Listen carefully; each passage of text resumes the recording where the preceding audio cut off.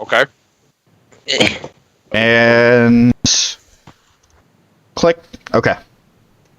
Sorry about that. Okay, we can be heard. Yep. I knew exactly what was wrong the moment you said it. Okay, good. Okay. Yeah, no, Levi, you didn't... Again. Okay, so we're sure it all wasn't just a dream sequence? It's not as effective the second time. No, it's not. Damn it. I don't know what you're talking about. Dream sequences can be great. Yeah. Oh my god. Anyway. But hey, we beat the fight. Yeah, anyway, no, Levi, you did not miss anything. You're fine. Actually, you showed up at just the right time. Yeah. Because we were late. I sense your patience ebbing. It was a good reason, but, you know, we're here now. Mm-hmm. Yeah. Ironically enough, it only took one more retry of the fight. Yeah! We went into it. I found some strategies, which the biggest thing I think that helped was remembering that, Durance had... what was it called? It was like, damn it. What? Something of imprisonment? What? Paragon's imprisonment! Yeah. Which stopped the paralysis. Mm-hmm. We also decided to dominate the Zoltan guy, because he's the source of the paralysis, he's a caster, and I'm increasingly getting more drunk. Yeah, we dominated the ghosts, and we put down some traps, although I don't think they were super effective. And I got really excited because I thought Parshi ate an egg, which changed the entire course of the fight, but she didn't, in fact, eat an egg. Because for some reason you can't eat an egg in the middle of combat. Yeah, I think it's really dumb that consumables... Now, they fix this in the sequel. But consumables can't, at least, like, food items or drug items or anything, they can't be used mid-combat for some reason. Yeah, it's really dumb. Which you'd think would be the time, because you don't always know what's coming up next. Yeah. So it's like, why would you eat a bunch of shit if you don't know what's coming up? Yeah. So we dominated the ghosts, we put prayer against imprisonment to stop the paralysis, then our usual defense buff and everything, and through a lot of struggling, as you can see here, we finally got it. Yeah, we as soon as we finished the fight, we just didn't touch anything. This is post-fight. Everything was legal. We didn't actually cheat. We talked about it last time, but we wanted to see if we really could do it legitimately before resulted, because we might have to change a bunch of shit. But we did legitimately do it, and we did it off screen because we didn't know how many attempts it would take, so we were preparing for the worst. But it only took one. Yeah, no, we just did it. We just did it in one attempt, so that worked out perfectly. Because we were off screen. That's the reason why it only took one attempt, is because we did it off screen. I said that. I never actually said that to Suzie, but I texted Rob. One of the things I said when I said that we should do it off screen was, also remember, you're always worse on stream. And it's true. The Let's Play curse. It's fucking true. The Let's Play curse is an absolute real thing. It's true, damn it. Not just on stream, but if anyone is watching you, you're going to be a million times worse than just playing the game by yourself. Well, to be fair, I was watching him, so... But I get that. Absolutely. There's more of a chance of it being watched... If it's being recorded, which it could be watched at literally any time, that means it's just always on. Yeah. Yeah, and if that's the case, Suzie, that means when we go back to DMC, I'm gonna be shit. Oh, man. I started... So there's human mode, yeah, did you start on your journey to the palette? What's the next one? Demon Hunter mode? I've started on Demon Hunter mode, and I'm halfway through it. Okay. It's still not too hard on Demon Hunter mode. Okay. In fact, I think I'm better than I was on easy mode, or human mode. Because human mode was an excellent source of, so this is how you play the character. Okay, so now I know how to play the character, and I'm going to kick everyone's ass. Wait, where did my keyboard go? I misplaced it in our conversation. Okay.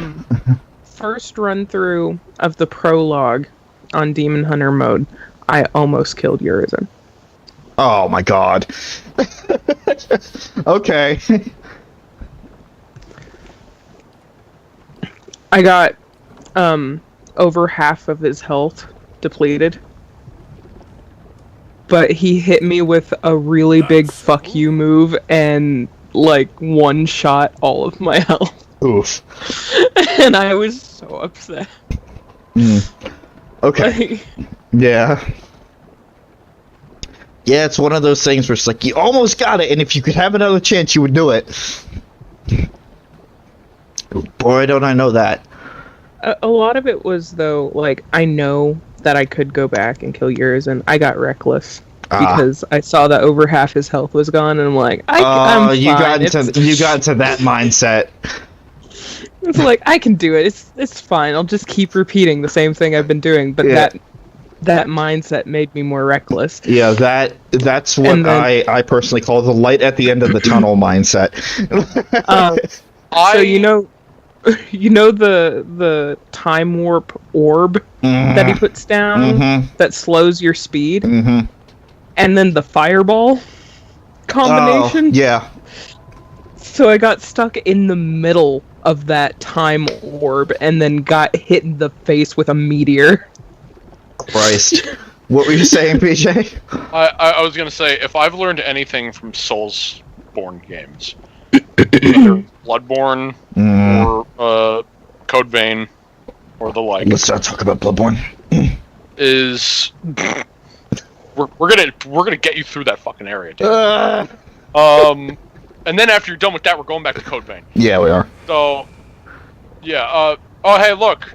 It's the glowing pillar of the end of part 1. Our bodies are dust already. Must you profane? I didn't mean to cut you off until we've been standing here for 5 minutes. Yeah, no. 8. But yeah, I just wanted to say, if those games have taught me anything, is that it doesn't matter what health the boss is at. You treat it like they're at full health every single pixel. Yeah. Because as soon as you think, oh, they're at lower health, that 1 second you're looking up, they look down at you and they're like, oh, you think you're fucking hot shit because my health's lower, huh? And that's when they either hit you with one of two things. They hit you with a quicker version of what you think you're used to, or they hit phase 2. Oh. Or just the next phase. A lot of those games, and Devil May Cry is included in this, with those big bosses, and I've noticed specifically this happens with Urizen when you're not supposed to actually beat him.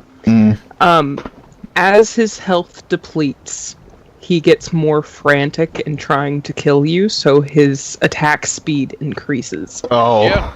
Which, in my opinion, I think that's very accurate. Yeah. Because listen, the worst enemy you can have is an enemy who is, I just had the word and I lost it. Is, desperate. That's the word. The worst enemy you can have is a desperate enemy. Yeah.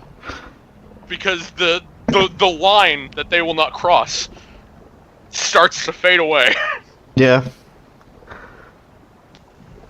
An enemy with nothing to lose is the enemy that you have to fear the most. And to be fair, as a player, you encounter that too. Especially in a hard fight.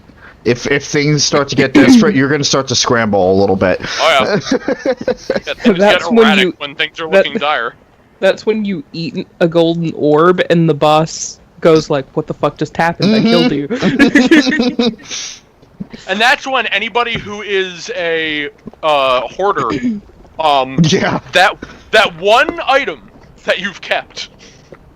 This is usually for like final bosses. That one item that you just haven't used, that you should have in so many scenarios. That thing, that boss is not looking like that. They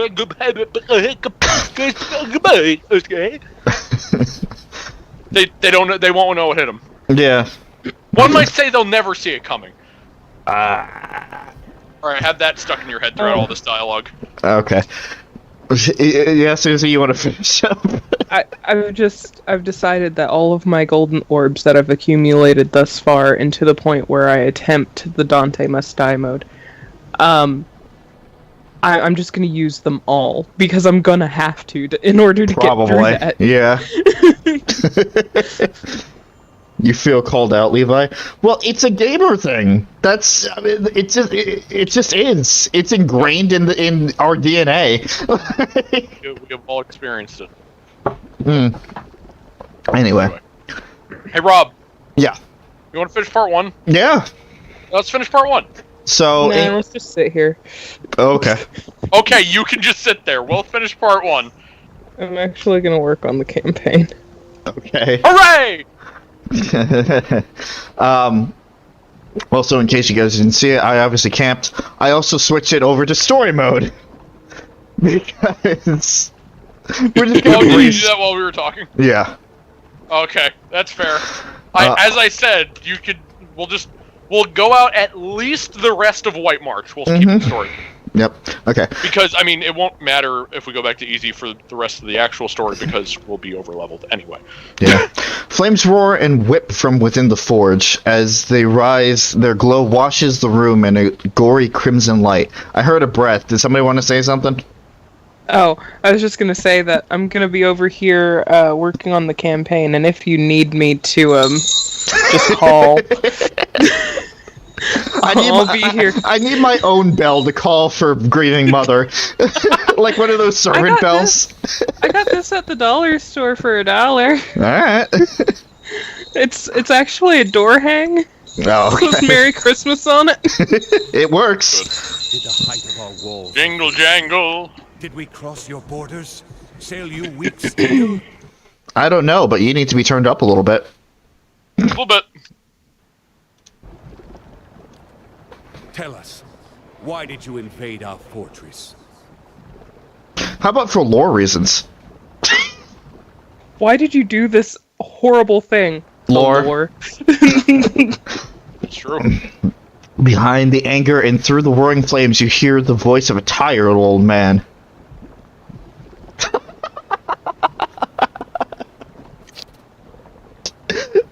Fuck. Well, the front door was open. Yeah, oh yeah. I mean... See, like, I see those, like... I'm sure that's I mean, maybe that's a clever option. But so many of the clever options, I always read in Adair's voice. Because, like, they just sound like if you don't say them, he would say them. Well, the front door was open. Yeah. Durkin's battery has been deserted for over 200 years. No, that cannot be. Abidon wouldn't allow it. The flames flicker and shudder, and the stones beneath your feet suddenly grow cold. Wake up, Exandru! This is why Abidon gave us the White Forge, that we might take up arms and deal with villains like this. Oh, don't you fucking dare. Don't you dare. Heat surges once again from the forge, prickling your skin. Such a magnificent device, and she can only see it as a tool for war. She shames our grandparents, who wandered this continent and... That is that voice actor! I know, I am convinced! I know I've been saying it for like 3 streams now, but... She's unlisted and... Ah. Quiet, both of you! Can't you feel it? This chill. This silence. And then I'm the same way with this guy. No. The Skyrim guy. I'm just calling him the Skyrim guy because he voiced so many people. In right. that game. And that reminds me, I should probably get back to Tales at some point. Except the other Tales game actually kind of sucks. I haven't been through it much, but I don't like playing it. It's just even though it's a direct sequel. Well, not direct per se, but You entered our keep and found it abandoned. Ruined. What happened to us? This question drifts from the mouth of the White Forge, wreathing you like a cloud of smoke. Well, I'm not smart enough for this, but I know my lore. I don't know things, but I know your things. Stories say that you fought against yourselves and destroyed one another. We fought, yes. But only with words. Ideas. Yet it was enough. Our divisions left us unprepared for what came next. The more I hear the voice, the more I am convinced you're right, PJ. I already know it's the same guy. Yeah. I'd never seen anything like them. Twice the size of any ogre, and positively fearless. They were... eyeless. Yet no matter how hard we fought, or how deep we hid, they kept coming for us. What were they? Some kind of magfolk, but bigger than any we knew of. We who survived never got close. They were relentless. Unnaturally so. Why did they attack you? Okay, Maroon. Alright. What? Oh, he's not... Okay, yeah. I see. They didn't stop to explain themselves, yet I wondered at what monstrous wilder might survive in a place like this. We should have taken our steel and pushed east. What's to say they didn't come from the east? From the lands Maroon so coveted? It was a punishment for taking this gift of Abidam, the White Forge, and squandering it on our greed and vanity. The other voices say nothing, but you feel their doubt and dissent in the stifling heat of the forge. Alright, go on. We retreated until there was no place left to go. Until those of us who remained were here. Here, with the salvation Abidam had left us. They're not smart enough for this. What was this salvation? The White Forge. With it, our smiths pulled the souls from our bodies and preserved them in the very stones of Durgan's battery. It was agony. Feeling your soul ripped from your flesh. Feeling every part of you torn asunder. But it saved us. Imprisoned us. It was Abidam's grace. Now, we inhabit the monument our people built to the White Forge. What does this have to do with Abidan? Excuse me. Abidan? Abidan! What does that have to do with Abidan? The White Forge belongs to Abidam, of course. It is here that he built his own body. And whether he found this place or created it, it's a truly remarkable smithy. We Pogrunin are wanderers by nature. But it was Abidam's call that led our forefathers here after generations spent along the Pearl Coast and Air Glonfath. So the old stories say. Then again, I can't see any other reason our grandfathers would have stayed here when greener lands lay east. How does the White Forge work? Its fires have been blessed by Abidam. They're fed by Eora's molten heartbeat and veined with Audra that runs to the center of the world. Which explains their conductive power. See, these Audra veins allowed us to siphon essence into steel as we shaped it. And that essence, the extraordinary heat of the forge, and our smith's skill is what made Durgan's steel so remarkable. I see. And now you're here in Durgan's battery. Stuck here, you mean? With all the others who sought to escape the eyeless. Not a drifter. You haven't drifted enough.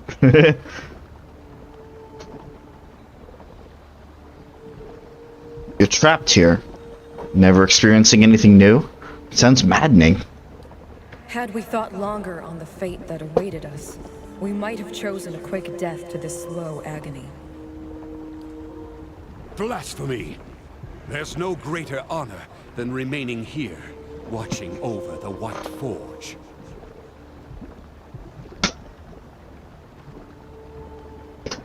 Oh, God. Not if I had to listen to your endless droning. I love those kind of fucking responses. Yeah.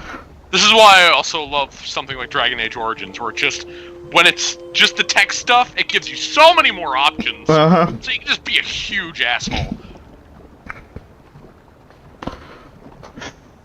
You think so? I only wish we could protect this humble monument better. Or do something. Anything. We were once among the greatest smiths in the known world.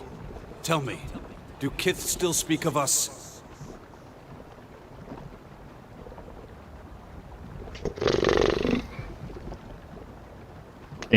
Yeah, huh? You are barely a blot. Yeah. Like, man, anybody would love to hear that.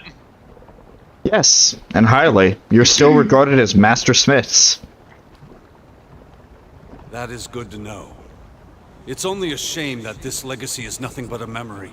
See, ladies and gentlemen, this is called feeding an ego. People help you. It's like a form of persuasion. Without actually persuading. Yeah, without any checks. The White Forge radiates gentle warmth.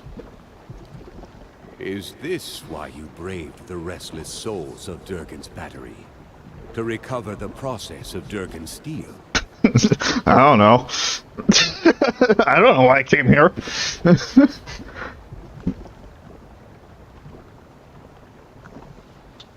Could do the leaden key, could do stalwart.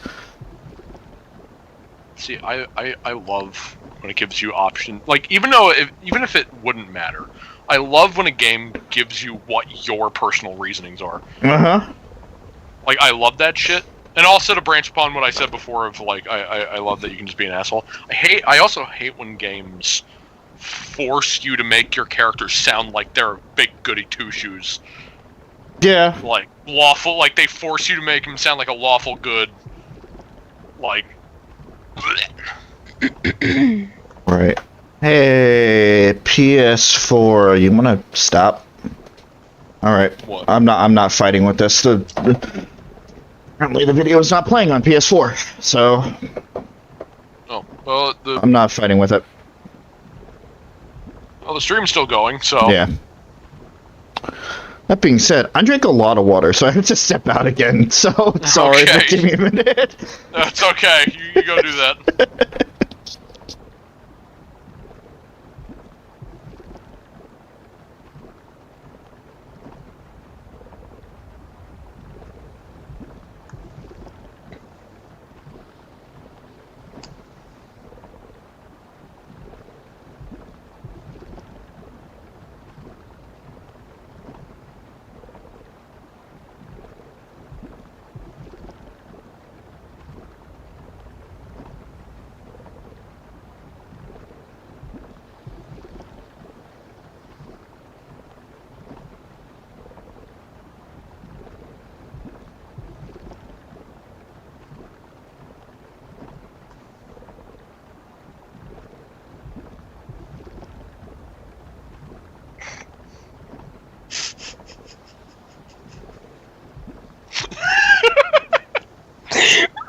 Rotund benevolence.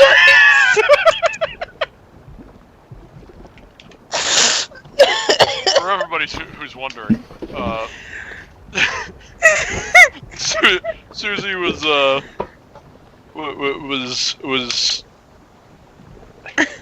how do I say this in a good way? She was looking up references for things, and one thing that she was seeing references for were for paladins. Mm-hmm.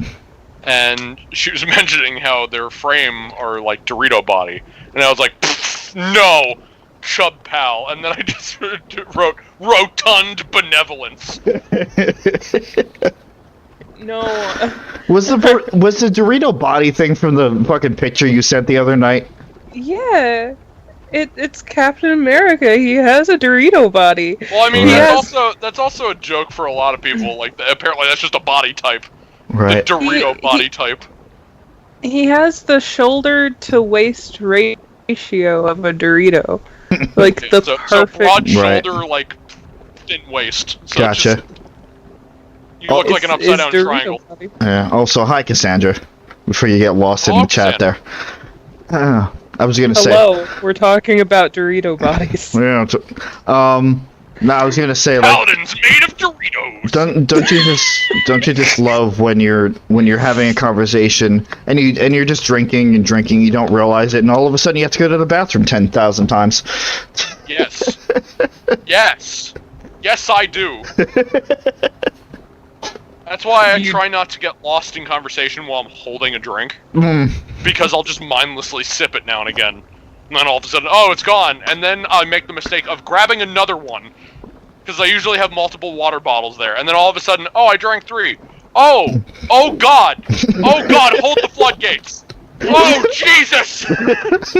Oh God, no. Oh, sweet Christ. Yeah, so we go back to the campaign the other night while we were in the bar, and I just kept unconsciously drinking my fucking coffee. Yeah, that happens.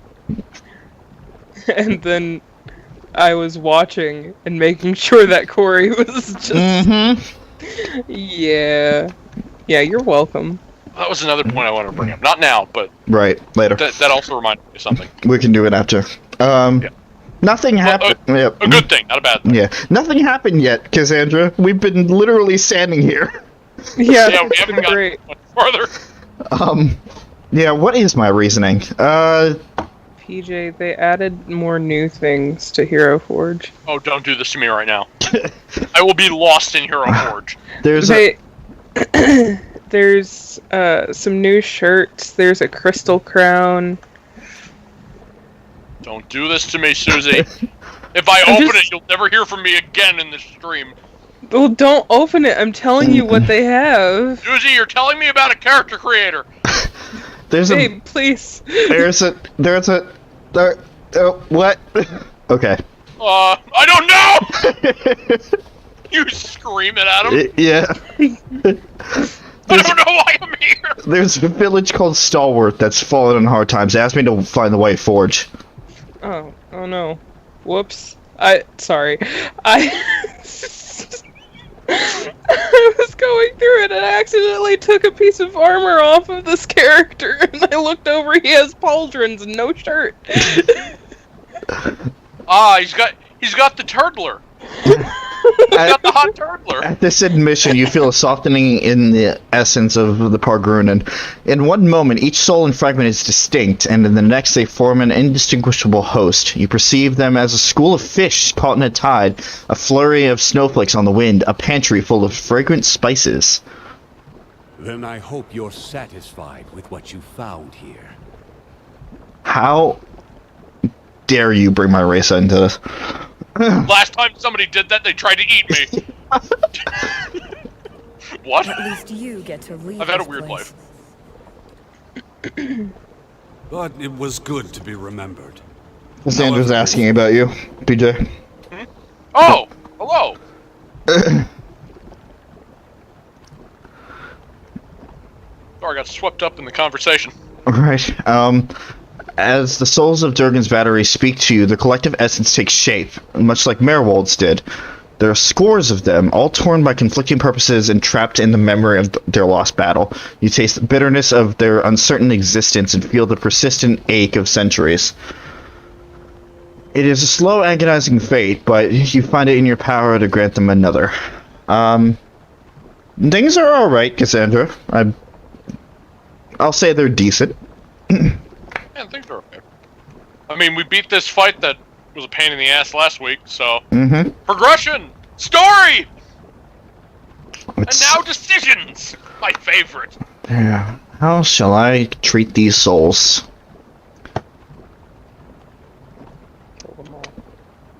Sorry. Eat them. Yeah. Suzie said kill them all. Oh, okay. Defend Abaddon's... Yeah, just destroy them all. Have another fight. You're free to roam again. I feel like one decision is not going to satisfy all three of them. I feel like there's going to be something wrong in every decision that I make. I mean, to be fair, isn't that every decision ever? That is true. Especially in these kind of games. Where there is no good or evil. It's all gray. Well, if I'm speaking from Parshi's perspective, I'm probably just going to free them so they can be in the wheel again. You perceive the tenuous connections between the souls and the battery. As you sever them, the souls cry out, some in relief and others in rage. Pressure builds in the ether, which swarms with essence and energy. You cover your ears and grit your teeth against a devastating hum that builds in the core of your soul. You got some experience. Oh, hey.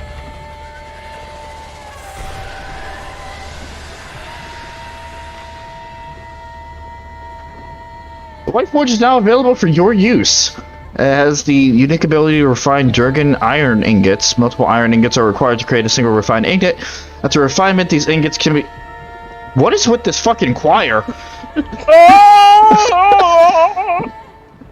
These ingots can be used at any time in enchanting recipes to augment weapons, shields, and armor with Durgan steel. So all those iron ingots you've been picking up? Yeah. I don't know if you remember. I do. I distinctly made a note that a few times you thought they weren't worth much. But those can lead to an upgrade similar to the upgrade stuff for anything else. That you can upgrade any piece of equipment to just have a pure buff. Wow. That is separate. It is entirely like it doesn't contribute to the point. Like you know how the enchanting things has that point system. Mm-hmm. They are completely outside of it, so it's just a straight buff. That being said, you use 4 per. Yeah, which means I can only do 1 right now. You have to be very selective what you use it with, because it's a very limited resource. So you have to be very sure when you use it on something. Right. But I might as well refine it, right? Or can it be used for some other things? To my knowledge, this is the only thing you can do. Okay. That being said, immediate alternate decision thing that would change. If you binded the souls to the forge, the requirement of Durgan steel goes from 4 to 3. Oh, okay. For upgrade. Alright. Which doesn't sound like too much, but if you look at how limited the resource is, it actually, like, if you have a lot of them, it really helps. Right. Oh well. So yeah, technically in this case, because you only have 7, you can only do 1. Right. What's that thing? It is a forge. Yeah, it's a big dragon forge thing with an Audra pillar. That's the green pillar. Mm-hmm. An Audra pillar. Well, I'm gonna craft, and then if we find another ingot, we'll come back here. That being said, we don't have to walk through the entire building again, or do we? To get back here? Remember the thing you ran out of that one attempt? Yeah. Like, on the side there? Yeah. Like, that's the exit. Oh, okay. It's one of those things similar to Skyrim, and I know you'll know this, where you go through an entire dungeon, and then you get to the end of it, and there's a door that leads you outside, and you're on a ledge that after you jump off, you can't get back up. Yeah. It's one of those scenarios. If I remember correctly. I don't think... Well, you might be able to... Well, actually, also, now that you completed this spot, I believe you can fast travel to the forge directly. Cool. So, you know, if there's ever a need for that. Right, okay, alright. Cassandra, we answered your question. It's a forge. Forge for smithing. Yeah, Maybe... Does Cassandra know what a forge is? It's very fair. Is that what they're asking? A forge is used to melt down and convert metals into weapons, armor, stuff like that. Jewelry. It's like a blacksmith. Yeah. It's what a blacksmith uses. turn metal into things. Yeah. Also, I just thought of the more accurate way to describe it. It's not fast traveling to this place. It's if you ever wanted to come back here, you go to the outside of Durgan's battery, and it should give you one of those options where it's like, do you want to go through it normally, or do you want to go directly to the forge? Gotcha. So we're done. Yep. We made it past without having to cheat. But now we're gonna lower the difficulty for the rest of the White March. So, already have. Yeah. Because we want to get back to the main story, like, really bad. Mm-hmm. And I mean, listen, I consider... DLC. By the time you stepped out of Durgan's battery and into the new snow outside, word had already spread of strange lights rising from the fortress and energy crackling in the sky. The survivors of Starward flocked to Durgan's battery, their steps hastened by the promise of peace and prosperity at last. They mended their walls, gathered their strength, and prepared their town for the new opportunities that were sure to come. And with the voices of Durgan's battery silent at last, none heard the distant groan of something stirring among the peaks, as massive and relentless as an avalanche. Oh, that's not unnerving at all. You completed Pillars of Eternity and White March Part 1 to begin the next chapter of the story. Rest in any location outside of the White March. So we have to go back anyway. Yes. Also, I think this was brought up to you already. I'm listening, by the way. I just need to... Yeah, there was a quest... Oh, God. I know we talked about it before, but just as a refresher, because I know it's been a while. There was a quest that was added with the White March that is not in the White March. I'm sure we talked about it, but I'm bringing it up again anyway. It was the one in the tower that I asked about long ago, right? I believe so. The one with the mage or whatever that's like really fucking powerful. Yeah, I know. Now, I also bring that up because if we're doing this story mode thing, we could also probably go through that on story mode too, because I know that can get a bit... Oof. So we could probably do that too immediately after the all the White Forge stuff, I guess. I guess it really depends on when you'd want to do it, but that'll happen when it happens. Right. Sorry. I just want to make sure everything was still okay because okay. Yeah. Everything's fine. Just the visuals froze. I don't know if you were clicked out. I was. Okay, that would explain it. I just wanted to make sure because I was looking back. It's like, oh god, is it going to start buffering? No, I had to click in the script to turn off the camera real quick. No, it's fine. I just wanted to make sure. Okay. Well, first. Okay. Yeah. That's fine. We're done here. Jump across.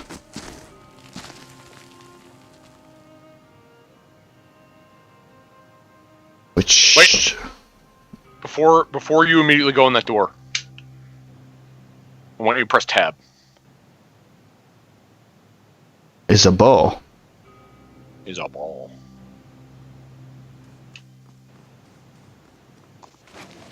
As you grab the bow, it vibrates with a strange and familiar energy. Searching your pack, you find the silver arrow that you found lodged in an injured winter wolf. As you hold the bow and arrow together, the arrow suddenly snaps into place. You hear a crackling hum, and a pale ribbon of light begins to form between the ends of the bow. When you pull back the arrow back, you feel a very solid resistance. Got its Stormcaller. This is a really, really good bow. Okay.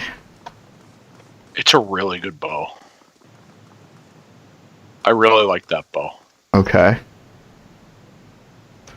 I'm trying to remember specifics. I know it does base lightning damage.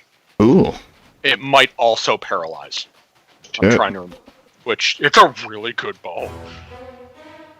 How did you escape my fucking... What? I actually think that these things spawn after you're done in there. Yeah. Just kill it.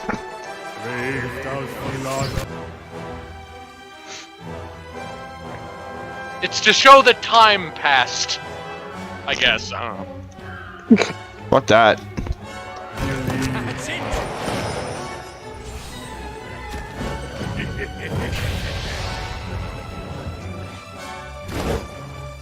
Yeah, fuck you.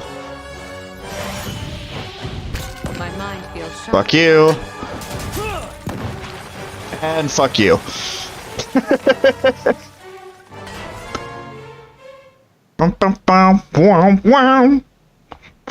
I get it. Hold on for dear life. Ah! because reindeer.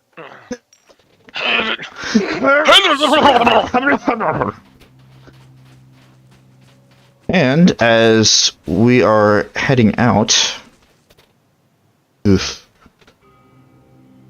there an easier way out? I don't like any of these. An easier way out. I should probably mention, if it wasn't obvious, that we are going into part 2. We're probably going to be altering our party just a slight bit, specifically for part 2. Yes. Mm-hmm. And I'll try to find the balance of that. This is our main party right here. Like in terms of everything, this is our main party. But for specifically White March Part 2, there are other party members we need to pull out.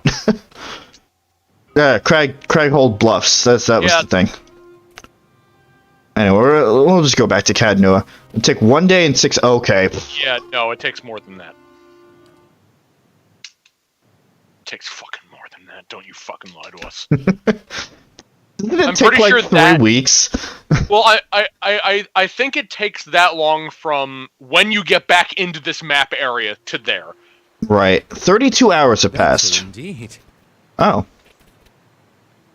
It actually did just take 1 day and 8 hours. 32 hours have passed. I mean, we didn't...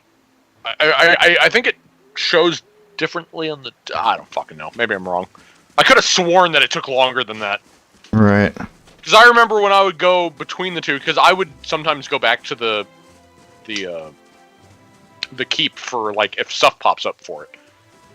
Right. And it would be longer than it would tell me. Hey, Core Crack.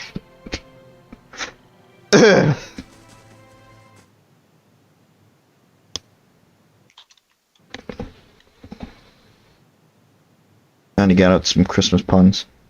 Yeah. Wait, what? No, we get it, Cassandra. Oh yeah. Don't you worry about that. It is understood. Is this? Yeah, there we go. Oh hey, we can actually hold an audience with someone. Yeah, hell that. Oh, I don't remember who this guy was. I don't know either. Oh, well, I mean, we can back out of this and... Ah! Ah! Yeah, hold on, we'll just...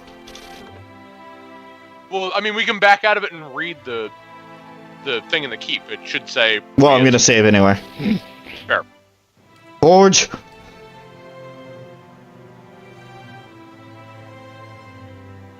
The most wonderful time of the year? Maybe. I don't know. I think December has warranted that. How do you access the thing when you're already inside? Oh, right. Wealthy noble has arrived. He seeks your aid in defending his keep from rivals. Okay. I actually really like how they do these audience things. With Very well, let's hear it. Outcomes. Mm-hmm. That's not gonna pull Sagani back, right? No. I regret. Excuse me. As I'm sure you're well aware, wealth is a way of birthing enemies. My fortress is beset by thieves. I'm sure one of the lesser nobles is after my treasury. This has the stink of jealousy upon it. It will be weeks before I can secure my holdings, and by then it will be too late, and I haven't the connections to hire mercenaries on short notice. And so I turn to you, my lady. Is there anything you could do? I can't help you. Sorry. Is there anything I can do? Well, I mean, you can defend your keep. You can do your job as a lord. You can do it yourself. I'll see that these jealous rebels are dealt with. Sure. So just to... Yeah, I was gonna say, just to remind you, you can go into each of these and see all the different outcomes. Mm-hmm. Marvelous. May I inquire as to your intentions? What, Aloth? Yeah. Aloth can handle them discreetly. Check it out. Maybe not. No, what the fuck do you want me to do? Is this also gonna bring some choices in? I'm not sure. Yeah. Yeah. Okay. All three of them do. Oh. Hey. I don't have the resources, my lord. My forces are spread thin. I need an army. You won't survive this. Yeah. You have the option of the knights. Yeah, I do. You'll have the support from the Crucible Knights. That should be more than enough to fend off those thieves. You know what? Sure, let's pull the Crucible Knights card. Thank you, Lady Parshi. That's bound to do the trick. I can't wait to see those ruffians scatter. Hey, Knights, I got a job for you. Oh, hey, connections. Man, they're really useful, those connections. It's great to make connections. Isn't it? They pay off in time. Trust me. Oh, don't you worry, I do. Now let's grab all the stuff that we got from all these, Yeah, let's look at least those 4 items. Patchwork boots, Major Spellbind, Exalted Hands, and Invigorating. What does that do again? Gotta left click. Friendly targets. Oh! It heals and it pushes. Depending on who you use it on. That's not bad. Or, well, I guess it just stuns. Whatever. It's not terrible. Celebrant's Gloves. 10% to cast Holy Meditation when hit or critically hit. That's good for spellcasters. So that would be good for Aloth, if anybody. Aloth or Durance, but probably better for Aloth. Cloak. Plus 12 reflex. Grants dimensional shift. The reflex! Sorry. Foe beam. Stun for 5 seconds. Accuracy plus 10 versus fortitude. Okay.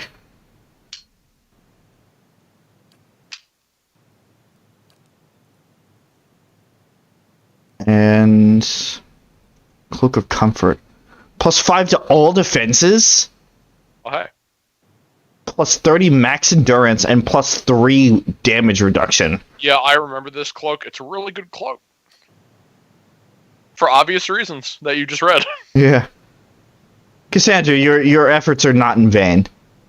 I'm enjoying your puns. Just, I am splitting my attention between 3 different things right now. No puns, or there will be punishment. I'm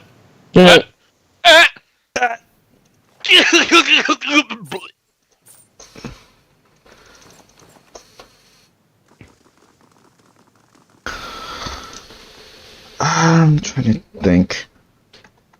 We have like a shop here now, right? Shit we can buy from. I mean, I would assume you do right now. Should have multiple shops. You could also pick up some more bounties in the fucking top left. Yeah, okay. Well, I've done them. They are not as bad as the white market bounties. I promise you. Looks a little healthier than before. Oh, does it? No. Are you talking about the keep or the ogre that's standing right there? That looks broken down.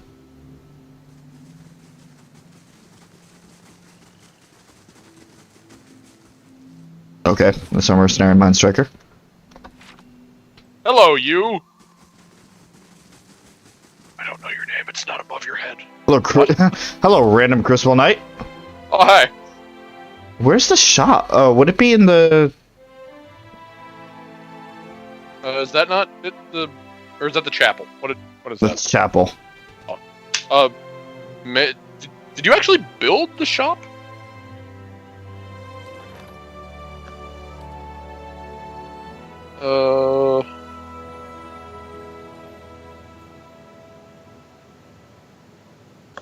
Merchant stalls. Great Hall. Also, there's more shops, but you need to build. Right. It looked like another part of the wall, the Western Barbican. Gotcha. Before you can build those. Those are more specific shops. Those will be the buildings in the middle. This one? Yep, that's the one. Okay. That'll open up more. Gotcha. So, where is the Great Hall? Yeah, there you go. The craft hall and the The other thing that, yeah. Where's the Great Hall? The Great Hall is where you came out of. You know, keep. Yep. Okay. The Great Hall is like, up to your throne area. Gotcha. All right. Like that is the Great Hall. The shop, I want to say, is in the was it in the same room as the? I think it was in the same room as the. Can I just pass by the guy? And yeah, you passed right by the guy. Whoops. Pushes out of the way. Get out of the way. I need my chest. Yep, there he is. Good day to you. Greetings, my lady. He blended in so well. Fancy new blade, maybe an axe. I've plenty here to take to the fancy of any woman of action, or perhaps some ingredients and spices for the road. I've oils and tinctures for the ill in man too. Ill in man. Man.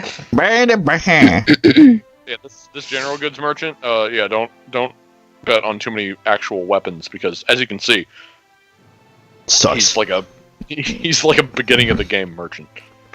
He might have a few special things, but I don't remember.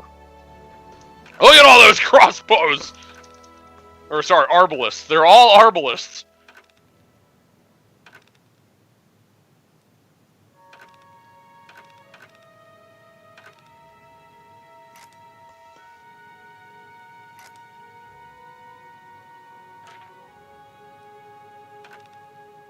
Look at all these daggers.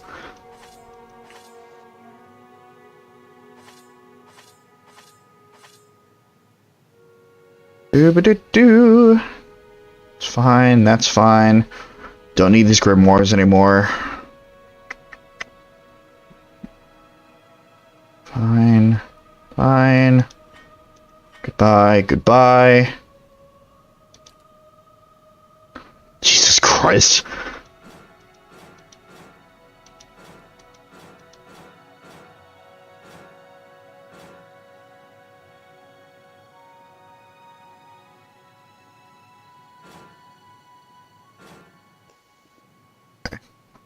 That was sorted weirdly. Don't worry, folks. We are going to start the White March Part 2 today. We're going to do it. And as I said, I think the White March Part 2 is better than Part 1. Especially the ending.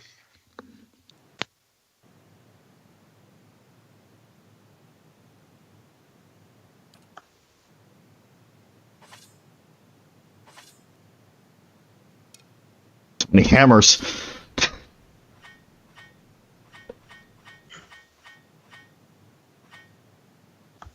And that was just the weapons. Alright, okay. Goodbye.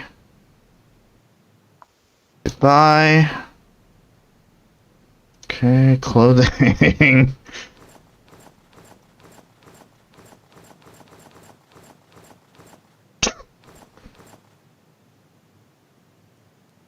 Cloaks, just regular capes. That's a lot of capes. And so many rings of unshackling. Whatever. Yeah, those definitely build up. Okay. Trade all that. You know what I want.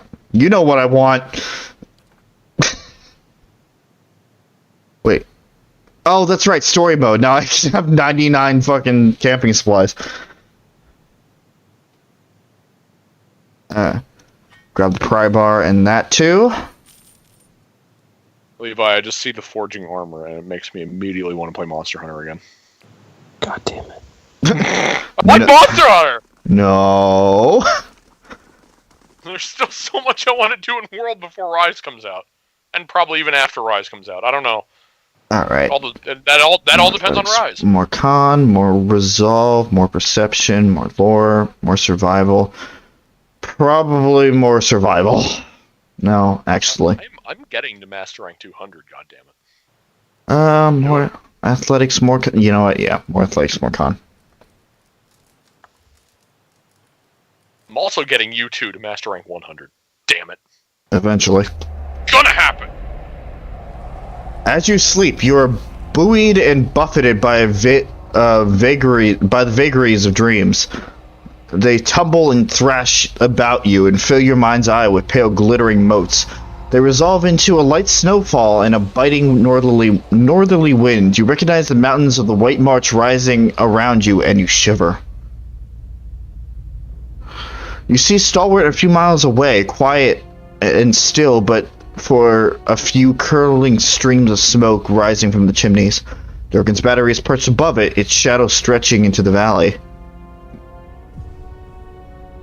Above it all, you hear a deep, slow rhythm. At first, it sounds like a distant drumming, but then it grows louder, cracking through the dry air and booming from the mountain peaks. It builds until you feel it reverberating beneath your feet. Oh, Jesus. Get the fuck out of there!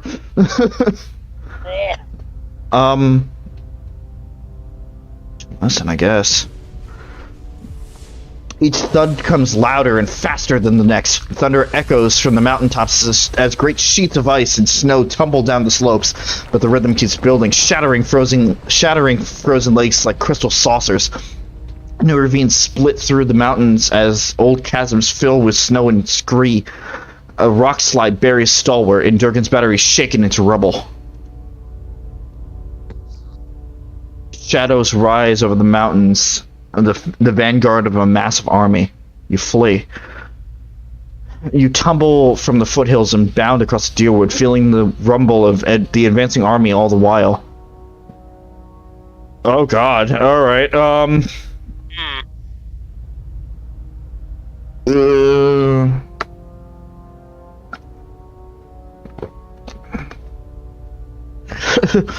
will the knights protect me? Maybe, but the other two probably won't. Also, good Levi. Do it. Yeah, right, yeah. We would fucking help you through that shit. Yeah. Yeah, this is important.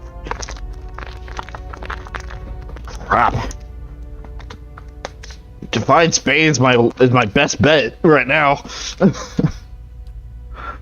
The city walls rise before you, but the portcullis is lowered. Guards stand on the other side, shouting and jabbing their pikes through the bars. Stay away! Haven't you done enough already? A breeze carries the scent of smoke and charred flesh. Defiance Bay survivors peer at you from shattered windows and cracked doors. There'll be no rest for you here. You run, hearing the army ever closer behind you. Alright, Cadnua. Cadnua rises from the forest, its walls, though only half mended, promising safety. You barricade yourself within the great hall as the pounding grows closer still. It rattles the foundations of the great keep. And just as the masonry begins shaking loose, you hear an unholy battle cry coming from your courtyard. The scenes collapse and sends a cascade of bricks and beams on your head. You struggle to wakefulness, kicking at the bedding knotting around your legs. As you shake free of the last bonds of sleep, you hear a voice whisper something in a language you've never heard, and you see an image of 100 shifting, staring eyes. You awaken feverishly warm and covered in sweat.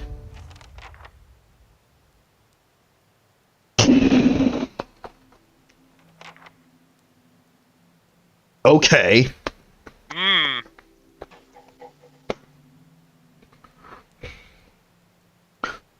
Realistic nightmares. Never dealt with those before. Suzie. So should I switch out the party after I get back to... Looks a little healthier than before. After I get back to Stalwart? Or are we officially in Act 2?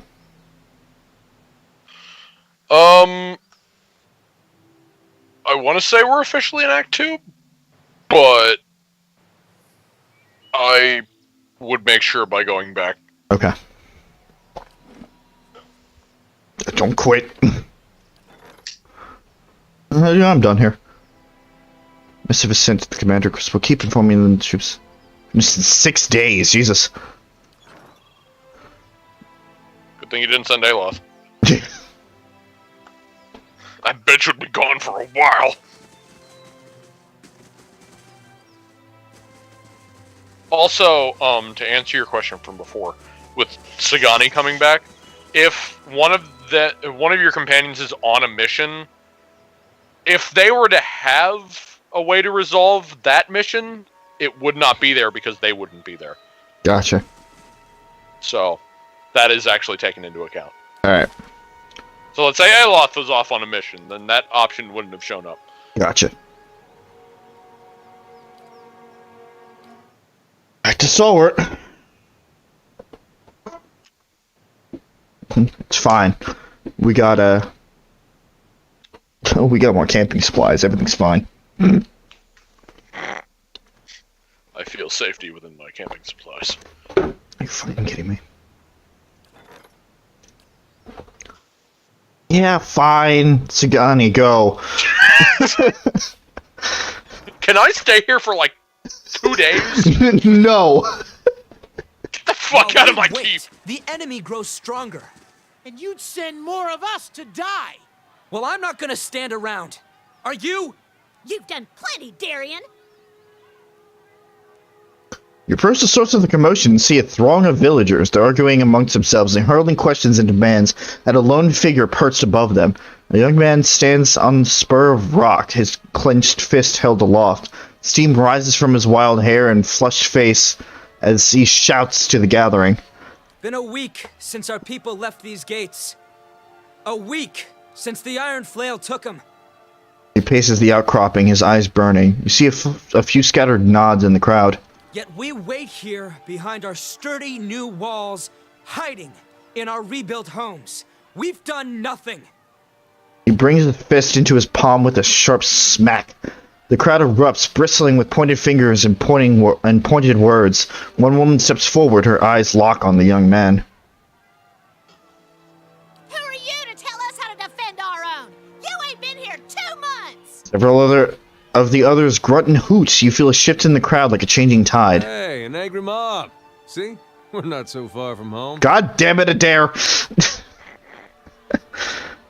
not wrong. Yeah. And since I got here, I've been working alongside the rest of you. Don't start with that again. A handful of others nod along with him, but they cringe and flinch as another villager joins the fray, shaking his finger at the young orator. Well, it was your idea to send our people to that damned fort in the first place. If it weren't for you and the other leeches that come up with you, we wouldn't be in this mess. The new accuser raises a chorus of furious cries. Darian raises his hands for calm, but the crowd's wrath is snowballing. Fucking everyone shut up! A dozen heads turn in your direction. The villagers recognize you, their eyes widening with hope and reverence. Oh, I didn't actually expect that to get people's attention. Oh, fuck. Oh, fuck. Oh, I don't do well in front of crowds. Oh, God. Oh, no. Oh, let's be mad at him! Whew! Dodge that bullet. Yeah. Enough shouting. I want someone to calmly explain what's going on. He nods. It's a small army from Rayed Saris. They call themselves the Iron Flail. A small army. Not in my dream, it's not. Darian's mention of the name, the rest of the crowd falls silent. Uh-oh. Oh, God. The words trigger... Speaking of! Yeah, the words trigger a sudden flashback to your dream of the mysterious army and the destruction of Cad Nua. As the image fades, you see once more the vision of 100 eyes watching you and something just beyond... Showed up a few weeks after you opened the battery. Fuck! Demanded we give him the White Forge. He avoids your gaze, scraping his boot against a rock. They're led by a Darek Sendamir. Comes from an old Rayed Saren family. The rumor has it the man's half mad with visions. Claims one drove him here to take the White Forge. They're not the only bloodsuckers around here. The villager glares up at Darian, but most of his followers are ignoring him by now. Darian raises his voice above the ruckus. Our crew at the battery locked their doors and told the Iron Flail to go back to Rayed Saris. Instead, they built a fort in the middle of the wood. So we sent a committee to reason with them. But that was a week ago. We haven't seen our people since. A low rumble ripples through the crowd. Darien hesitates. That can only mean one thing. Eh.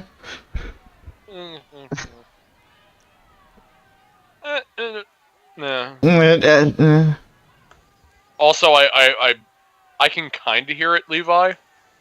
It's not the same person, but I can see the trace amounts in his voice. One guy in the crowd. One of the guys in the crowd, like, I see a vague distinction to Fry from Futurama, but it's not him. Oh no, to me it sounds like Vic Mignogna. I wouldn't be surprised if it was. Oh boy. It sounds very, very much like Vic Mignogna. Well done. Let me see if I can, Yeah. Can't you share? Can't you play nice? Oh. What? It's just Villager. There's no name to go off of. Right. I doubt I'll be able to find that. The villagers shout and squawk louder than ever. After what they did to our neighbors? Oh boy. The only thing they know how to do is start wars. Please, everyone. In the fragile silence that follows, the others turn and look at Darien. Whatever our difference is, we've got to deal with the army at our gates. He looks back at you. You've done a lot for Stalwart already. Many of us wouldn't even be here if it wasn't for you. The guy at the bottom of the ravine. Oh wait, you can't. He's fucking dead.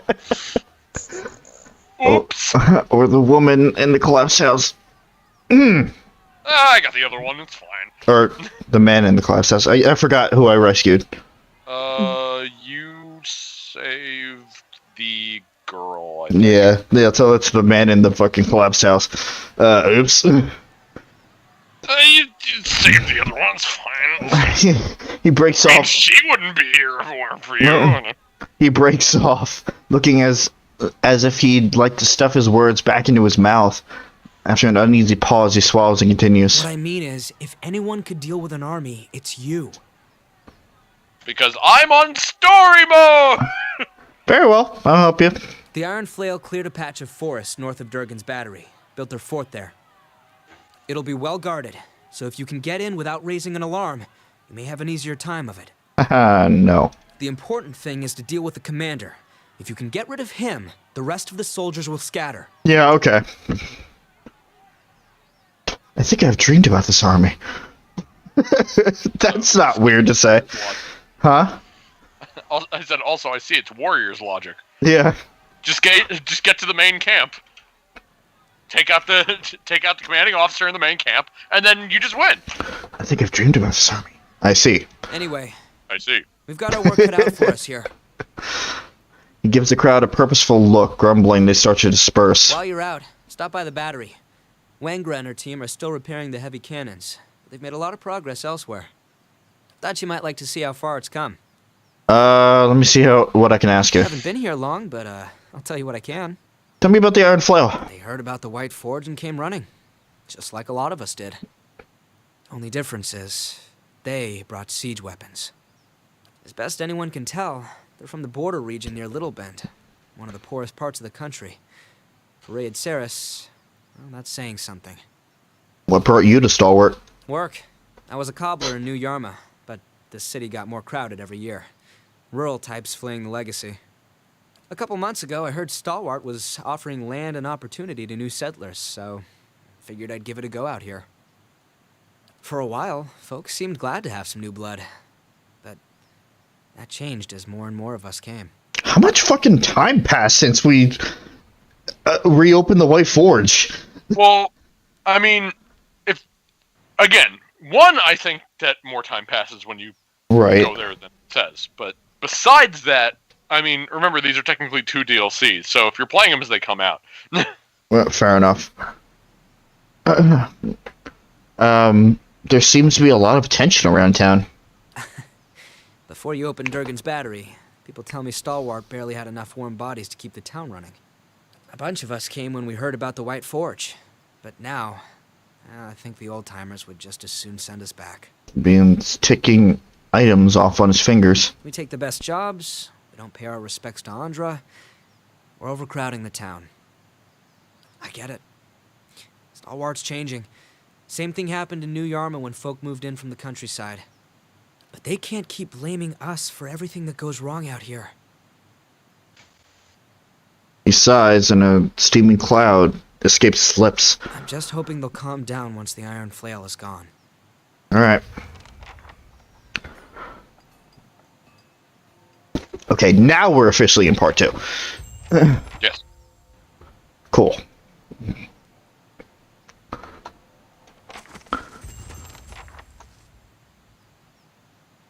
Okay.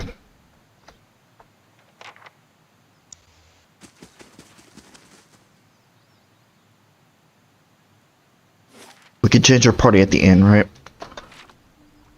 Yes. This is gonna suck.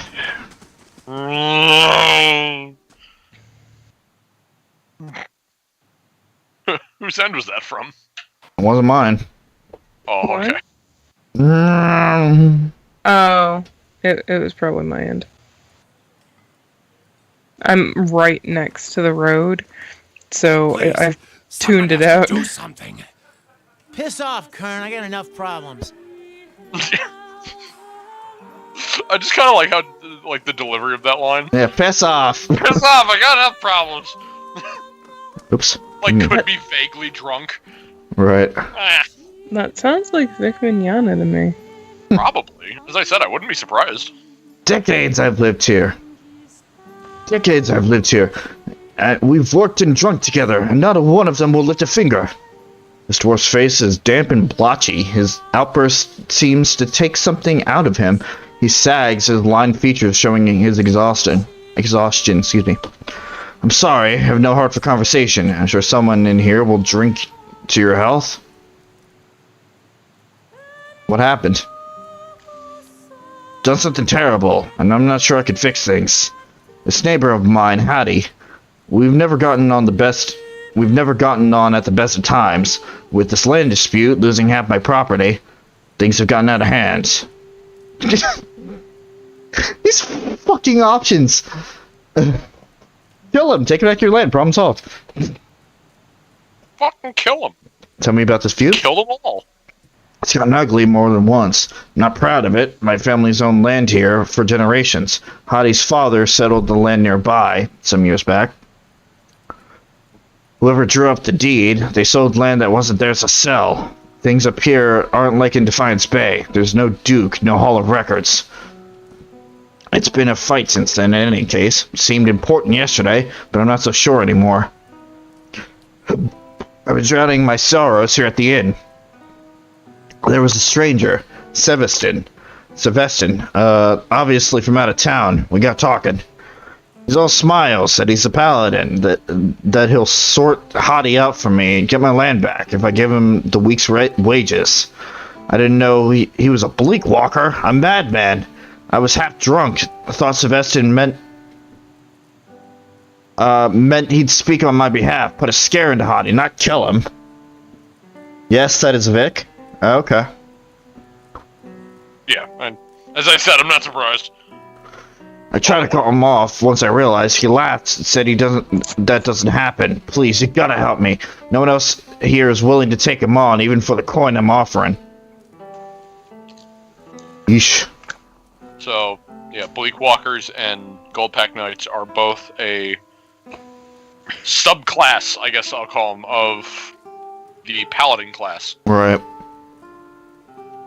Bleak Walkers are the fuck you, like, Dark Paladins, and then Goldpack Knights are just very, very mercenary with it. Like, I always thought Dinky would be a Goldpack Knight, because it's like, okay, you get paid for a job? Okay, you're doing the job. Right.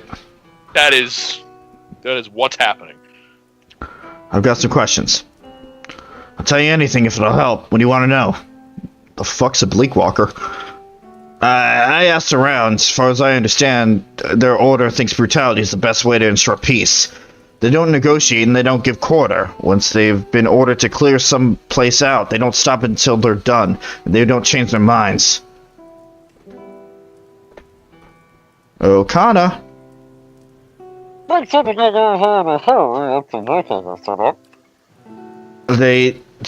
just have to turn up. They just have to turn up half the time. They get paid to stand there and be a threat. I don't understand why Sylvester is doing this. Seems like a petty contract for a paladin. I never even knew there was a contract. How can that be right? Did Sylvester not tell you he was a bleak walker? Not at first, not until it was too late, I guess. I'd had a few drinks, but I think I'd remember if he had announced it. Where's Sylvester now? He must be headed out to Hottie's by now. He stuck around a few days after we talked to gloat, I think, or to wait for someone, but he's left. Alright. Alright, what do you want me to do, specifically? Stop that maniac, and Hattie, make sure he's safe. His family, too. I'll see what I can do. Thank you, that's all I'm asking. You're the first one to try so much. Tries at the end of the sentence. There it is. It's not here. It's here. You're the first one to do so much as try. Close enough. Hattie lives out east in Whitestone Hollow. Please hurry. I'll take my time. Wait, I told you to hurry. Nah. I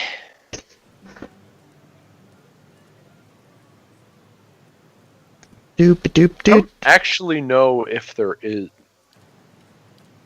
I don't know if there is a time for that. I don't know. Whatever. Fuck it. I guess we'll find out. So you really fell in the White Forge, huh? Hardly believed it at first, but I'd never seen Renegade so giddy about anything. Here, drinks on me. We should see a boost in business with the battery open. Makes for a brighter future than we had yesterday, for sure.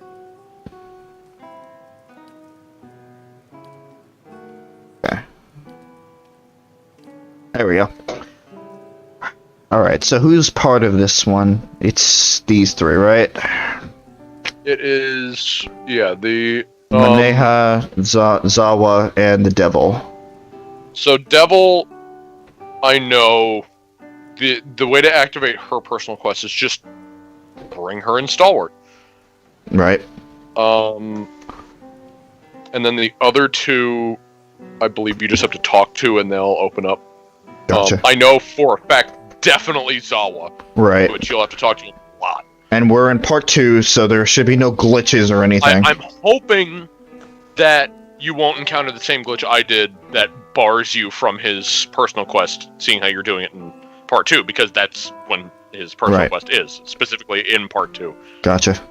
And, I keep fucking forgetting her name. Maneha? Yes. She technically is a companion of part 2, but you can get her in part 1. Right. So, yes. Her personal quest is definitely.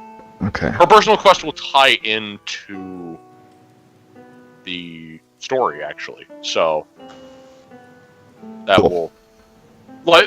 not... Well, the story will lead you to a place where she needs to go for hers, I should say. Gotcha. Okay. It's not actually tied all the way in, but yeah. But it plays along the same road to a point. It'll make sense when you learn more about your mission here. Then there's Zawa, and okay, so God, I'm just trying to figure out who to replace. Honestly, as much, it's really funny with Kana and everything, and he's been a joke, but I feel like in terms of everything, Kana has been one of the most useless party members thus far. Right. No, I agree.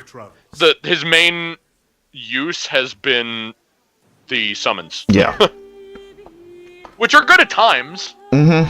But overall, yeah, he's just kind of funny. He's a funny man. Right. I know Devil's quest is very short. Okay. So I don't know if you want to get her out of the way first. Probably. Like, could I do it like just here in Stalwart right now? It activates here, and then you go to another place, and I think you just knock it out there. Okay.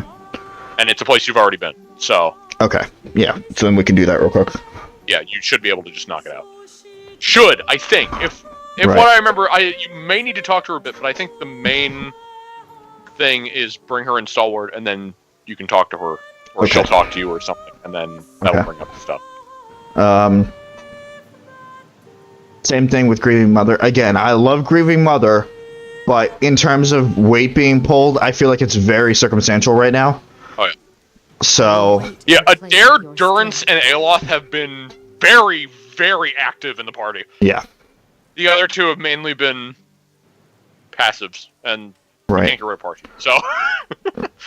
Right. Trying to think. Mineja's gonna is gonna stick with us throughout the entire time. Yeah, we can theoretically wait on her for a bit. Okay. Zawa's... You have to go through almost all of his, exhaust all of his dialogue. So that'll be a lot of talking. Right. He's got a lot of dialogue. And hopefully it will activate. Right. Obviously we need Durance because, his whole thing is we have to talk to him. So if we're going to have a talking session, I might as well knock some of his dialogue out of the way again. Also, just as a side thing, just before it slips my mind, when we talk to Zawa, before you do any of the dialogue options, have a save, and if you save after, at any point after talking to him, make that a separate save. So we always have a save right before we start talking to him, so we might be able to, in case it glitches, we'll have. I'll name it accordingly, just so we know. Yeah, just to make sure, because I really want to do his, because I really love Zawa. Okay. He is, I think, my favorite. He and Durance are up there, but I think Zawa just goes a bit over it. I love that fucking asshole. No, Zawa doesn't deserve that. That was more to Durance, but that just came out of my mouth. Anyway. Yeah. Okay. Like I said, Durance is talking, so that's fine. Adair, we're not getting rid of Adair. We can't get rid of him. We can't get rid of Adair. And Aloth... He is the only tank we have. And Aloth, I forgot what Aloth's side quest technically is. It might be tied more to the main story. I forgot what his side quest is, actually. His side quest... Unless we already did it. It's hard to answer. We already did it, but at the same time, there's a bit more not in quest form. Right. It will make sense. But it's more towards the main story. Kind of. Than the DLC. Because he's part of the, as you put it, the main party, it'll make sense in time. You don't have to worry about bringing him to specific things, because you'll always have them. Right. So, again, it'll make sense in time. Okay. Technically, we beat his side quest, his personal quest, but there is a bit more to him that, yes, it's kind of tied to the main story, and as I said, it'll make sense. Gotcha. Okay. Adair's, we already did. Adair's is done, but we can't get rid of him. And then, Durance, is pretty, yeah. And again... I think at this, Durance... Actually, the next thing might be another story progression block. Okay. But I mean, we can always still talk to. I think he still has a few more. If there's any other dialogue to exhaust, we can probably just knock it out. So.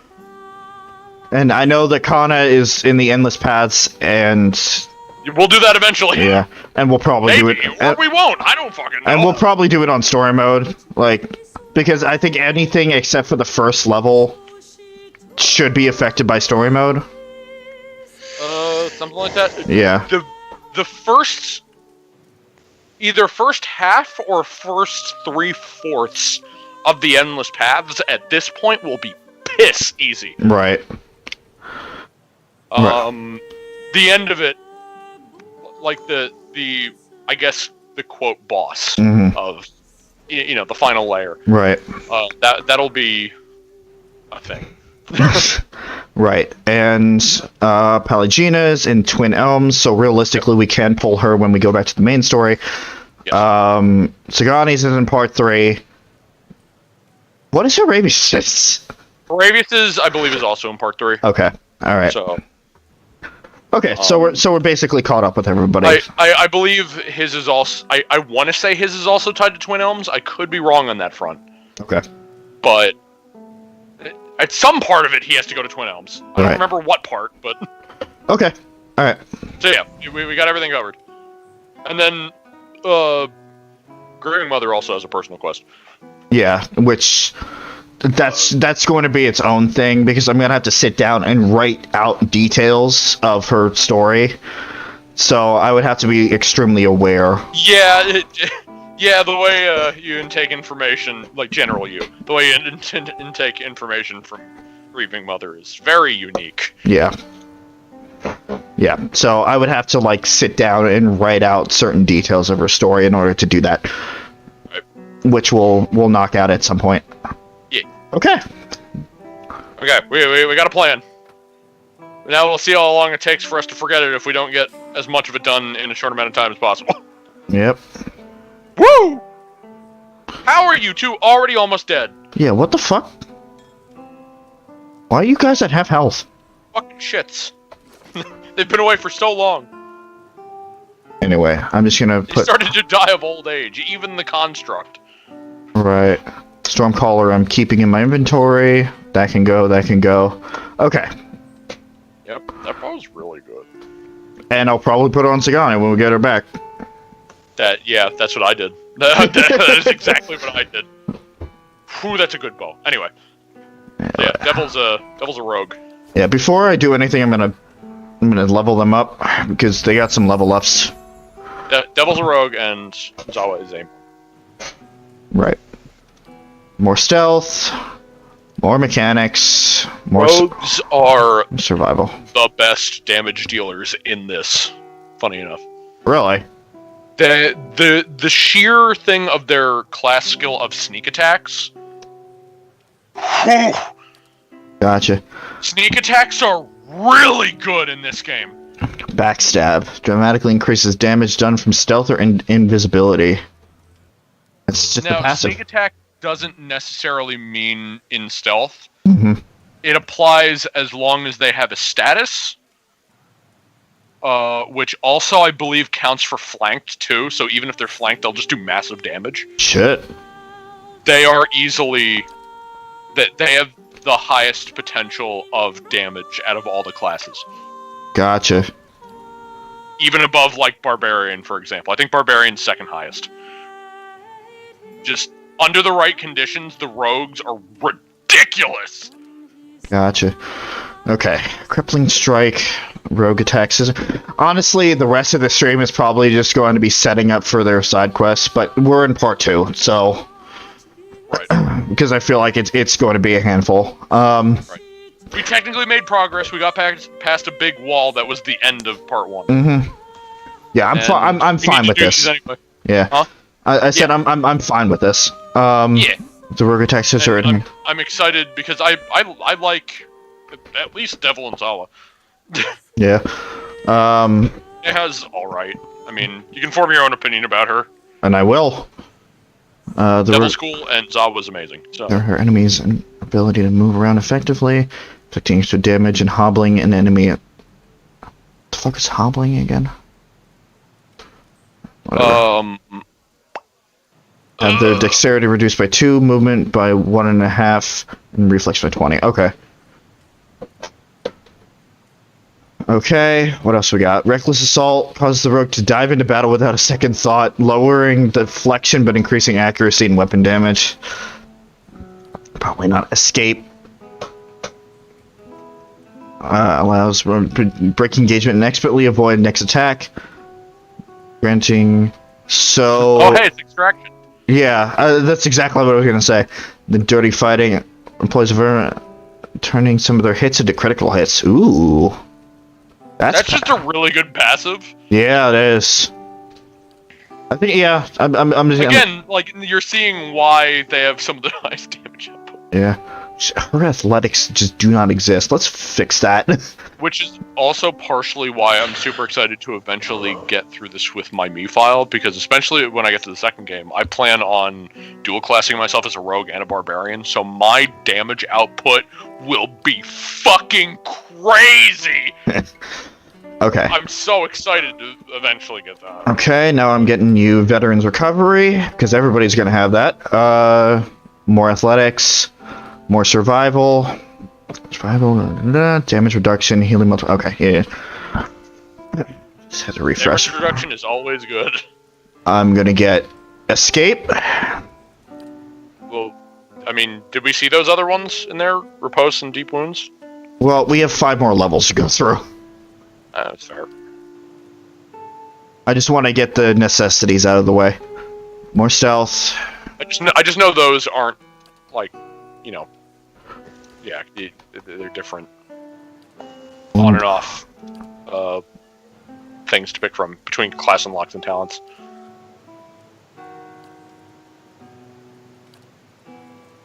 Okay.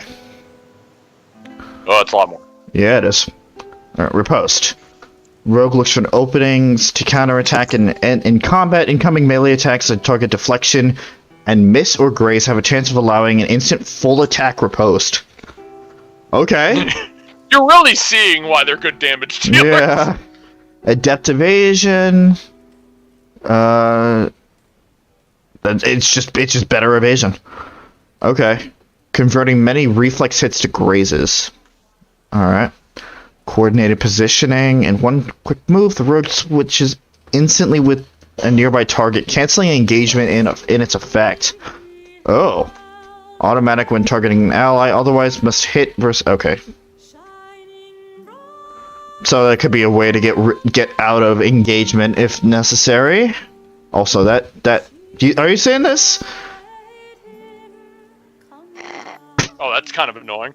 Yeah, a little bit. Expand the pain leads all slash, pierce, and crush damage caused by the rogue to also do raw damage over time. Yup!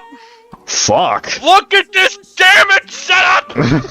Whenever the rogue is contributing to deflect affliction on a target, the victim is also distracted. That would be great if I could, like, if I had Parshi, like, with the whatever club and using her abilities and whatever else, that would be a really good thing in tandem, but I don't use that, so. Right. We're doing deep wounds. Wounds, excuse me. If only that club carried over to the next game, it's like, oh my god, you could be like fucking, I don't know, a fucking Cypher Rogue hybrid. It's fucking amazing. Alrighty. And we're also getting field triage. I just get super hyped because not only do I love damage, and I mean I'm not a min-match by any means, but I listen. I love me my damage. Right. I'm a damage roll person in most scenarios. Okay, what else we got? And not only that, but rogues being one of my favorite classes in general as well. As I always say, my favorite is a hybrid between warrior and rogue, which is why my me file would be a barbarian. Right. Rogue hybrid. And just, oh god, it's so good. I love it. Gonna get riposte. Yes, that's really good. Unless aims for vital area, inflicting extra damage and weakening the target. I just love how every class unlock is just, okay, yeah, extra damage here, extra damage here. You want more damage? Yeah, more damage. Yeah, more damage. More damage, please. Okay. More survival? Jesus Christ. Okay, now you can also see what would be really cool as a caster rogue hybrid. Like, even if you were, like, wizard, because you can get, like, sneak attack shit with spells, too. Yeah. Like, it's really cool, and I know you love the fucking mage rogue hybrid. Shadowing Beyond allows the character temporarily become invisible. Enemies cannot detect invisible characters. Oh. I also know Suzie loves the mage rogue hybrid. Yes. It's really fucking that good. or vicious fighting. Improves the rogue's skill with devious manner, increasing the percentage of the rogue's hits that are converted to critical hits when using dirty fighting. It's just more! It just keeps going! Jesus Christ. I love rogues in this game! Alright, Zawa. Jesus. Yeah, look at this motherfucker. He looks like he's seconds away from falling apart. Yeah.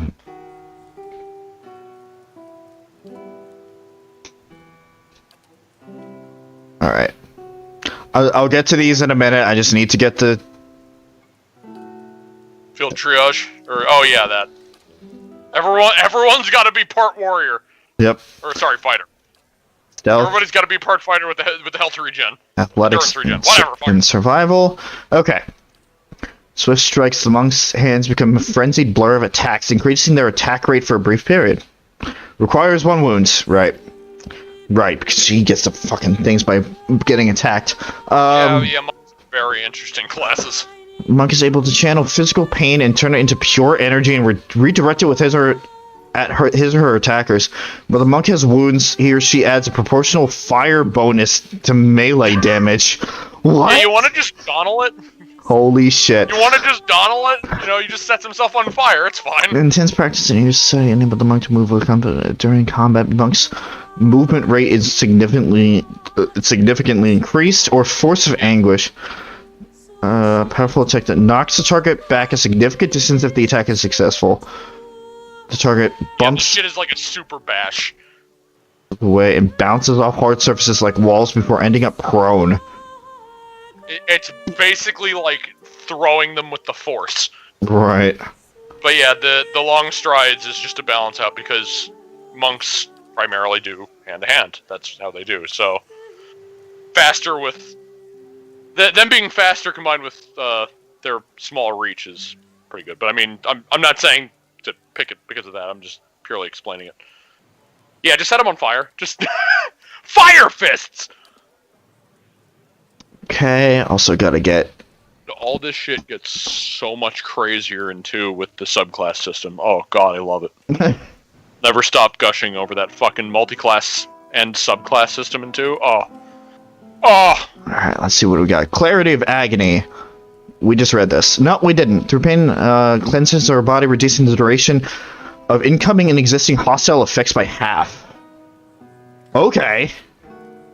And Soul Mirror calls upon the power of monk's psyche, reflecting half of ranged missiles, targeting only the monk back at their point of origin. Okay. 50% of missed ranged attacks just get reflected.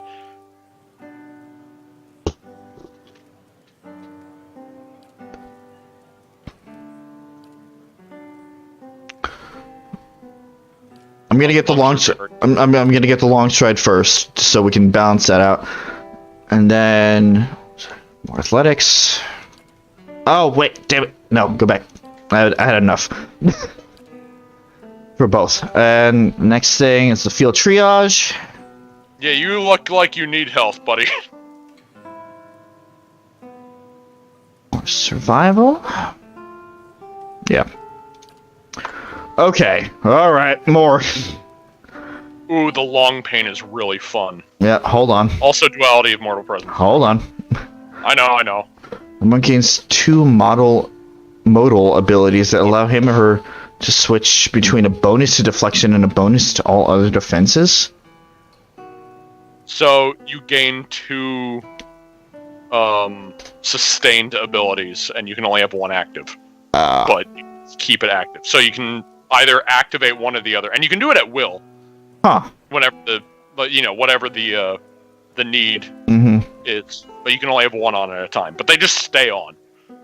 So +8 to deflection, or +8 to all other defenses except deflection. I personally really like the deflection one, but the other one, obviously, there are many situations for that too. Ah, yes, this one is also fun. Oh my god. Really like oh my god, okay. The monk becomes capable of projecting force from his or her fist. If you use this ability, his unarmed becomes ranged attacks. You gotta be kidding me. Whoa. It's really fun. That's amazing. Ranged punches. I like both the rooting pain and the long pain. Yeah. I'm gonna get the passive for right now, but the next ability, the next time I'm gonna get the long pain.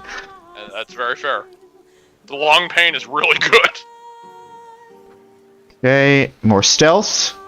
I just love the idea of like, oh look, it's an unarmed monk. What is he gonna do? What the fuck?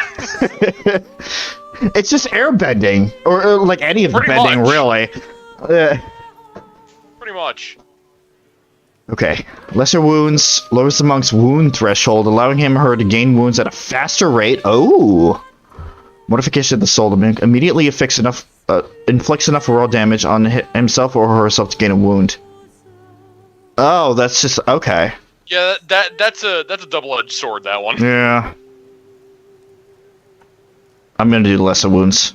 It's good in a pinch, but I don't like moves that cause self-harm. Fair enough. I'm not one. Even if they're really well. See, I think about Pokemon. It's like, well, there's some recoil moves that are really good, but most of the time I stay away from those. Nope. Ranged. Yeah, it's so good. Okay, and this is gonna be one stealthy motherfucker. Zawa is invisible. Okay. I did not think that would get another one of these here. Oh, also... You could do unarmed... You were talking about how with Parshi with the sneak attack stuff would be good? Yeah. One of those class things, I just saw it, I just remembered. You can get a weaker form of sneak attack for any character. Oh. With the class tab, like how you got the Warrior's Regeneration. Right. Like it's called Apprentice's Sneak Attack, I think. There it is. Yeah. Okay. So you can just give anybody a lesser form of sneak attack. So if there's nothing else you would get for Parshi for a talent, then maybe that's what you want to do. Right. And maybe you could employ the club again if you wanted to, but that's up to you. I know you really like that club. I know you really like that club in that specific scenario because it's really good in that specific scenario. Increases burn damage and damage reduction. Ooh. Especially with the fire fists. They're doing it. Congratulations, Zawa. You are now a scion of flame. Ooh. Alrighty. Alright. And eventually you'll have to level up Maneha or whatever her name is, and then you'll get to see the other thing that I love and I'm going to gush about, which is the Barbarian class. Right, okay. Yeah, really love the Rogue. The Monk just has a lot of fun stuff. But one of my created companions in my test file was a Monk, and I had a lot of fun with him. Gotcha. Okay. So she's a rogue, so naturally... Why does she have a spear? Yeah, she naturally starts with a spear. Why? I don't know. Stop that. I think when she levels up normally, like, if she auto-levels up, she naturally gets that thing where you're proficient in a single one-handed weapon. So I guess that ties into that. But, oh. Rogue with a great sword? Yeah, that sounds about right. I mean, it could work! If that's what you want to do. Okay, honestly, for some reason, in my slowly degenerating brain, I thought that was a dagger for a second, and I was very confused. That's an S-stock. You just gave her a giant fucking S-stock. I kind of want to see... A two-handed piercing greatsword. I kind of want to see how it works, honestly. I mean, sure, why not? What are you? We don't have a special S-stock or anything, do we? No, this is an exceptional one. No, I meant like a unique one. Oh, no, we don't. Unfortunately, we do not. Fuck it. She'll impale things on her fucking giant sword. What are you? I'm a rogue. What? Restrictionless weapons in this game. Okay. I just love how creative you can get with the characters. Oh, yeah. I love it. I love this kind of freedom. Yeah, it's great. And, as I said millions of times, that combined with the multi-class subclass of the second game, I just have a giant character creation boner for the second game. It's like, whoa. I could give her jolting touch. Zap. Yeah. Buzz. there's something funny about a machine just zapping people with their hands. Clear! This is gonna be dumb. I'm gonna love it. Defense, holy meditation. That's the... yeah. Yeah, we're not giving that. We also have to wonder, how long are we going to keep her on board after her quest? Probably not. Yeah, and it's going to be fairly short, so... Yeah.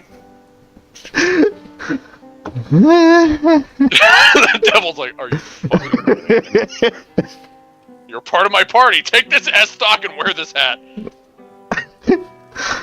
And we can give her...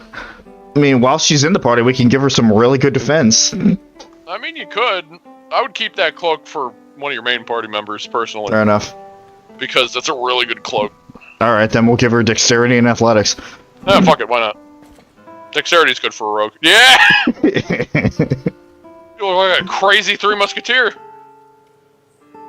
I should just say Musketeer, not a Three Musketeer. A single Three Musketeer. A single Three Musketeer. Grant Sunbeam. Only one of them. It almost hurts saying the phrase "a single Three Musketeer." Oh, wait, that doesn't work. Perfect. Work. Stop that. Pusting wounds? Sure, why not? I'm not using these rings. And I think that's all I can give her right now because I don't have any more sashes or gloves or anything. So, there's Devil. There she is. Now then.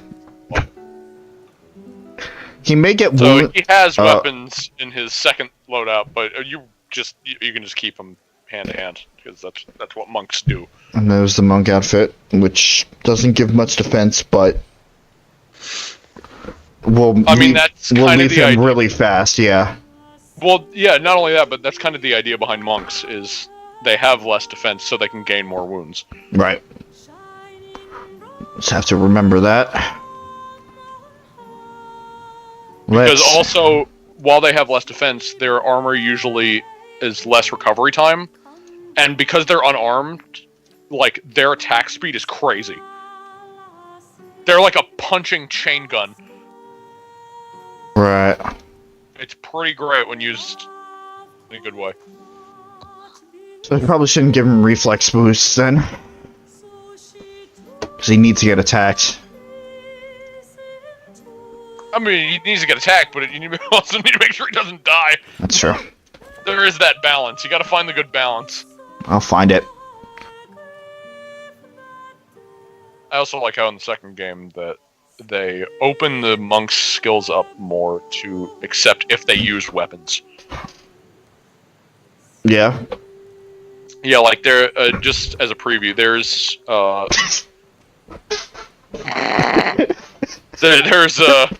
there's an upgrade path because like they have ability morphing, so you can choose one way or the other to morph an ability. Right. There's an ability morph for the long pain that if you choose that side, it will do the same thing to weapons you're holding. Oh. So any weapon becomes ranged. That's not bad. Which, if you build a monk in a specific way, and like maybe dual class him with like a fighter or something, yeah, you can get ranged greatswords. Jesus. Like fuck you.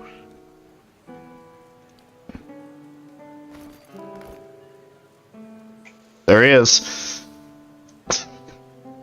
Hurry be. There's Zawa. Oh, this is dumb. I love it. Okay.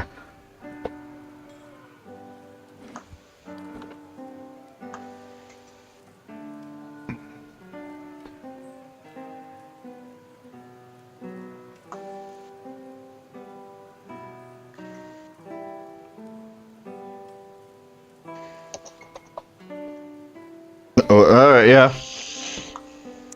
Before mock.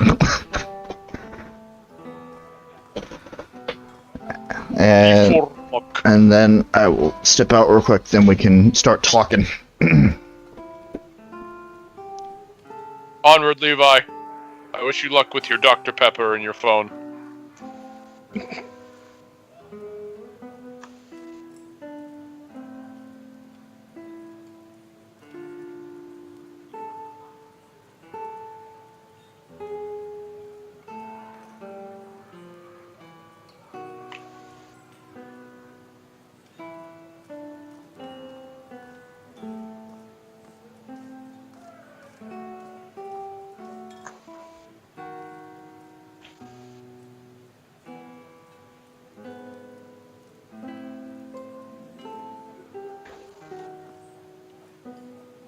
Meow. Meow.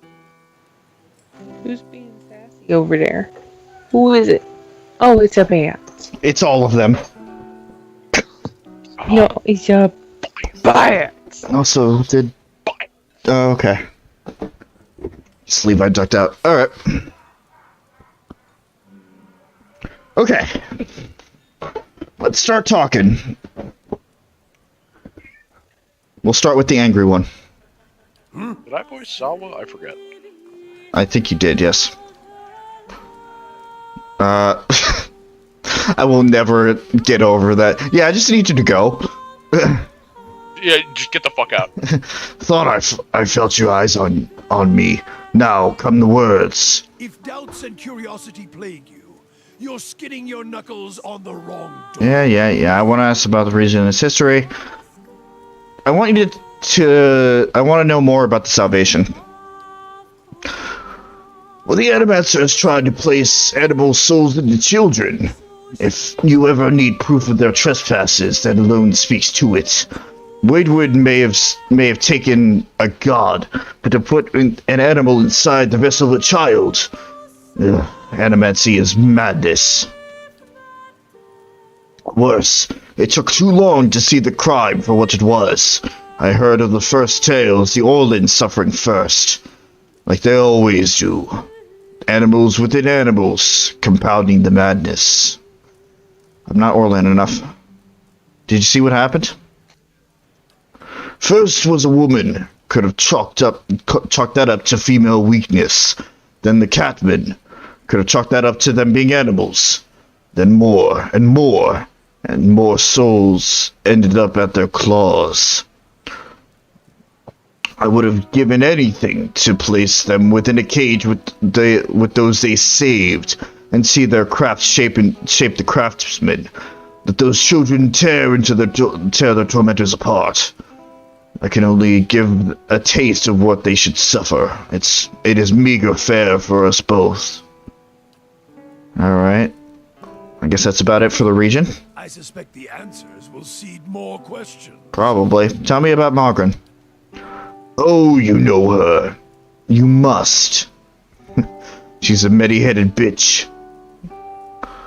Alright. What is your view on Margaret? She's a goddess, as fickle as they come. Welcome back, Levi. Feelings you'd expect of an empress and a whore.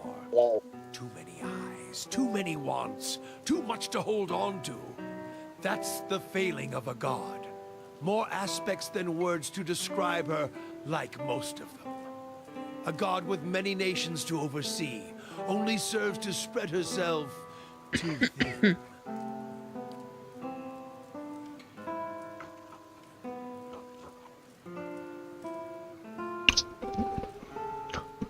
Although flame rarely crosses twice, so perhaps that is the only truth she embraces. Who knows? Gods get greedy. When it comes to fire, fire is a god's hunger. What are her aspects? War transformations, fire... what? War transforms, fire consumes, trials purify. Warfare, fire, consuming, purification, and most of all, transforming. Trials as well, but all things are put to the test anyway. A trial can consume, purify, and transform. They're all linked, although at its heart is the flame, and the flame is what matters. It is the source of all things. Guess they should have started with that, huh? Any fool around a campfire knows that. Without flames, fire, we would have made little progress in the dark. To hear some of the inner fires tell it around the hearth and bellows, even in the halls of Ashfall, you'd think that fire brought life to man. That fire was Margaret. Some of the older texts say she rubbed her hands together and they burst into flame, or another god shafted her like a poker. There are different perspectives on her then. Mine is only one sight among many. But here's one. I can speak to how the losing side sees her, and that should tell you enough. Let me speak to what an Aediran sees. Alright, what does an Aediran see? The Aedirans have a proper, polite translation for her. Excellent in war, tactical discipline. That's why they lost the fucking colony, of course. They were properly still quoting that while we had them bent across the desks. Although guns and cannons are fine, but useless when your staff is crackling light into their skulls, dispensing red gifts left and right. Aedirans call that elevation, divine awareness. Those words are as welcome as shit on one's boots, and that's all they took back with them while they were running. A lesson learned at the wrong time. Almost feel a pang of sympathy for them. Almost. Lesson. The title of a god is knowing a god. Adhering to words rather than walking the path, testing yourself in the heat of it. Walking until the words are stripped away, and you feel it burning in your heart. That is the lesson. That's Aediran politeness. That pretty adherence to the word of scripture as they saw it. That burnt their ships, scarred them, kept them running throughout the Deerwooden campaign. Divine awareness. There's no true faith in wanting to be tested. The best in battle have already shit themselves plenty, shit themselves until they're dry and can focus on the killing. I suspect the answers will seed more questions. How about, does she have any allies? Some. Shaped for hunt and war. Abidan the Golem. Galawain and his beasts. The latter keeps us honest and awake. The other makes the tools by which we punish those who are not. Familiar with Abaddon. Gee, how ironic that we got to this topic here. Wouldn't have been surprised if you hadn't. More gods than weeds in a field, and those are only the ones of this lifetime. They come and go, but are always here at the same time. Abaddon used to look human, got killed, then built a new body for himself. Transformation with Margaret's help. Perhaps she's needed her own blacksmith to tend the fires. If so, Abaddon serves it. He's a weapon and a tool. He's a weapon, a tool, not a god in my mind. Still, the people of Deerwood, the cities especially, hold him dear, so be it. Although, if the reward for hard work and craftsmanship is a body like his, I'll keep my blood in my cock and hips to thrust with it. Okay. You also mentioned Galawain. Monster Father, the Great Hound, and as for monsters, this world is quite a bit, and not just the ones on two legs. It's almost as if he made monsters solely to hunt them, to remind men of their place. He's busy Now you see why I needed to stop doing Durance's voice. I wanted to, but that shit's hard on the throat. Excuse me. I've already had enough throat damage one lifetime, thank you. My turn. Yeah, it is.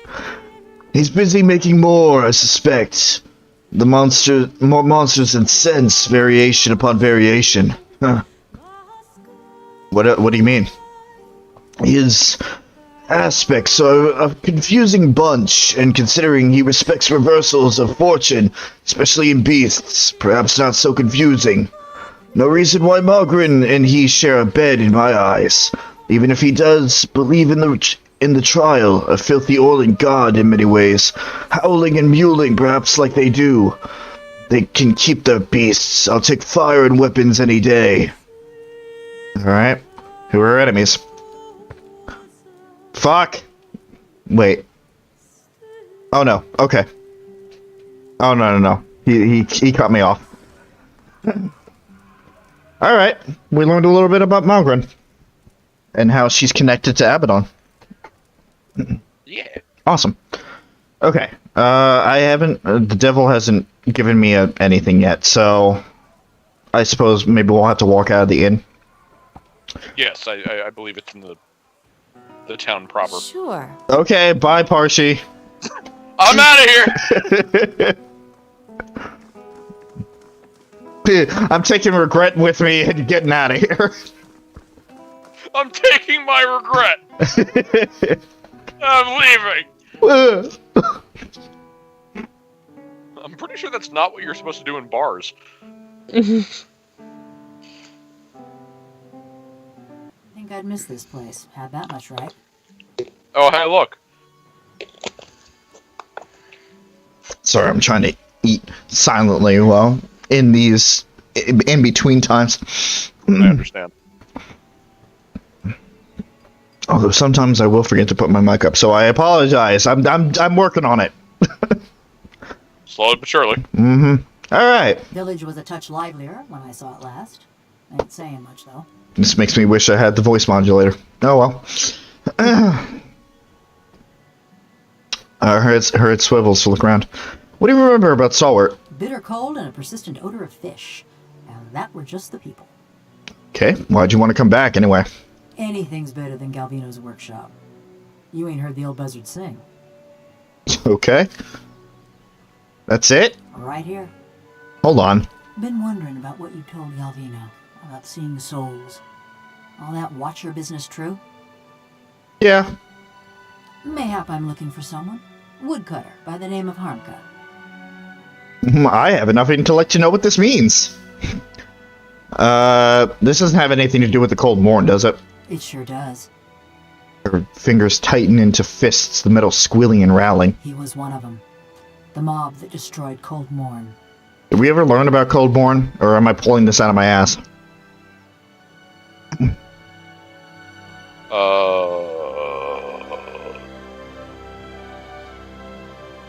I want to say very vaguely when you first met her, but I could be very wrong. Okay. I tried to if you have, not ago, much. Got caught before I could finish my business. Okay. Dark iridescent whorls appear and fade on her chest plate. Heat ripples from her metal carapace. It's been 13 years and you're still after him. We all gotta have something that gets us out of bed in the morning. Fair enough. This man, Harmka. I saw him outside my house the night it burned, staring into the flames the way I seen you stare into souls. Okay. Her fists clench and loosen in a series of rapid, random movements. I knew it were a fool's errand trying to hunt down every man and woman that carried a torch into Cold Morn. But She twists her head from side to side and holds up a hand, the delicately engraved palm empty but grasping at something. If I knew I got the one responsible for my kin and my hearth, I might could rest easy. How can you be so sure about this Harmka fellow? I took a good long look that night. Ours was a little place with a yellow door right on the edge of town. He was there. Besides, I asked around when I first got to Stalwart. Townsfolk said that all the woodcutters in town took part in the purge. Point of pride for them. And what does this have to do with me? I told you he was part of the mob. I spotted him watching my house when it burned. But when we find him, I want to know if he's the one responsible for my home, my parents, and my brothers and sister. Okay, if I'm putting this together, this is what started her on her fucking murderous rampage, burning villages left and right. Probably just for revenge purposes. I never thought I'd have the chance to know for sure. I say left and right, but I think she only got through 2 villages before she was caught. Yeah!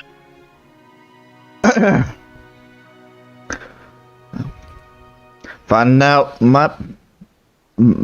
might be getting your hopes up. How would you feel about a solid hunch instead? Yeah, alright, fine. Mighty fine of you. Mighty fine indeed.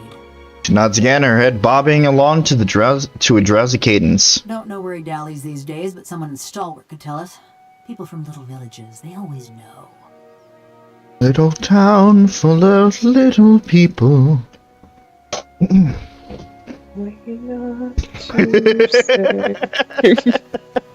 Howdy. Howdy. The lights are on. The black marbles of her eyes scrape against her sockets as she looks at you. Okay, Galvino said you murdered several people before he transferred you. Effigy's eyes, that man loved to talk. Yeah. Did you really do it? Yeah. Oh. Okay. Tell me why. If it's sane and logical reasoning you're wanting, you're gonna be disappointed. Ain't no sense in any of it.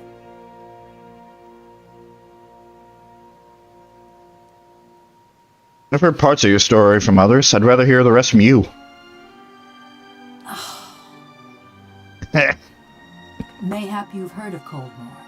Was a quiet, forgettable patch. Well... Till a pack of rabid clodhoppers set it afire. I guess we're gonna get our answer. Yep. Alright. That was the start of the purges. Your Woodens killing their own. I can perceive you're upset.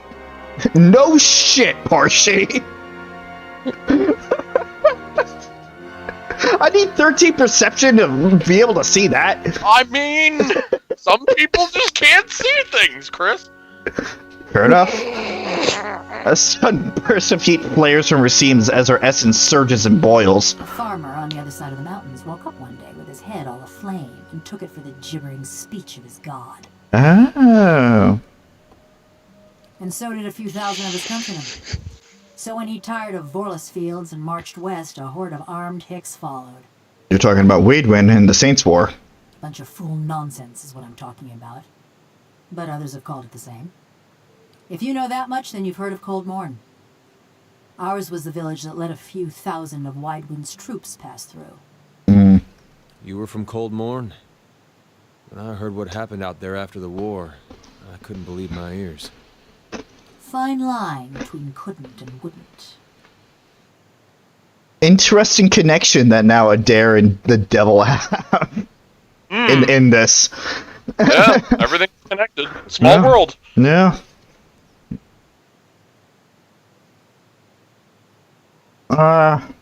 Fine, I'll give her the benefit of a doubt. I guess you didn't have much choice. Try telling a few hundred crazed dear Woodens. We got news of the raid Sarens coming through the mountains. Begged the Duke for help, we did. She sweeps one bronze palm across another, metal screeching. Didn't send us so much as a bare-ass novitiate.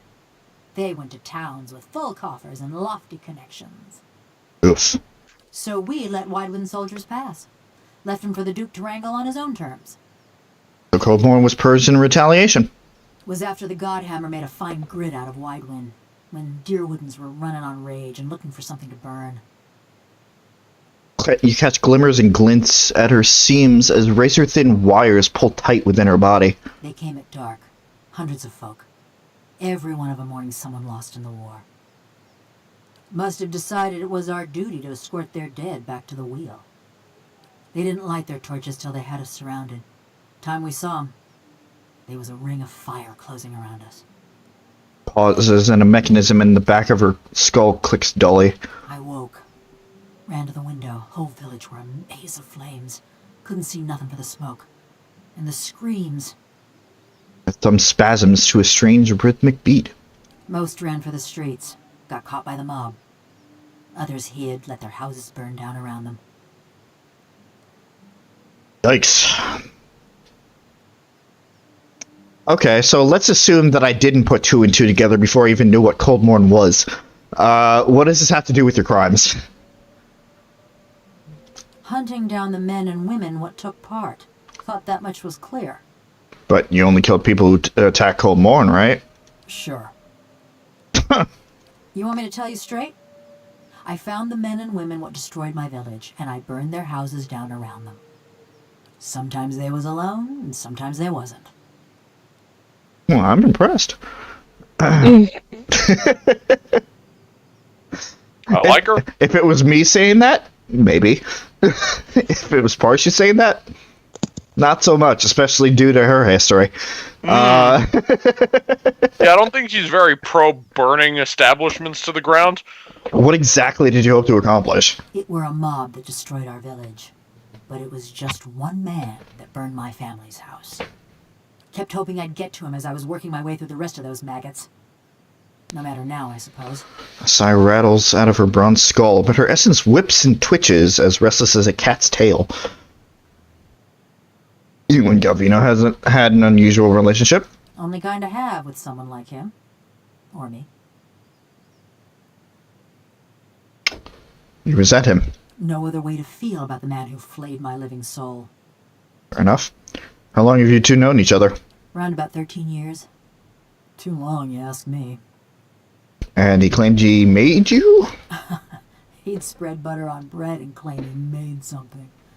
Never been accused of modesty, that man.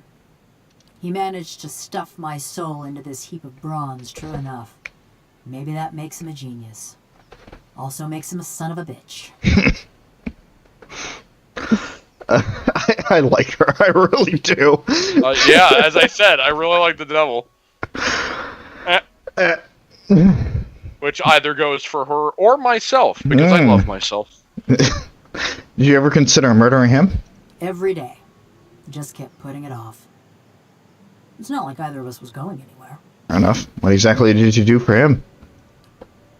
She regards you for several seconds and shrugs. Looked after his tools, cleaned the workshop, swung the sledgehammer. Oh, and snatched up travelers for his soul tinkering. Those are the golems, you mean? But don't you worry. They were all bad folk. Thank you for telling me. And thanks for the information. Just so you know, you got a real professional working for you. Right. Alright. Yeah, I've had enough of him too.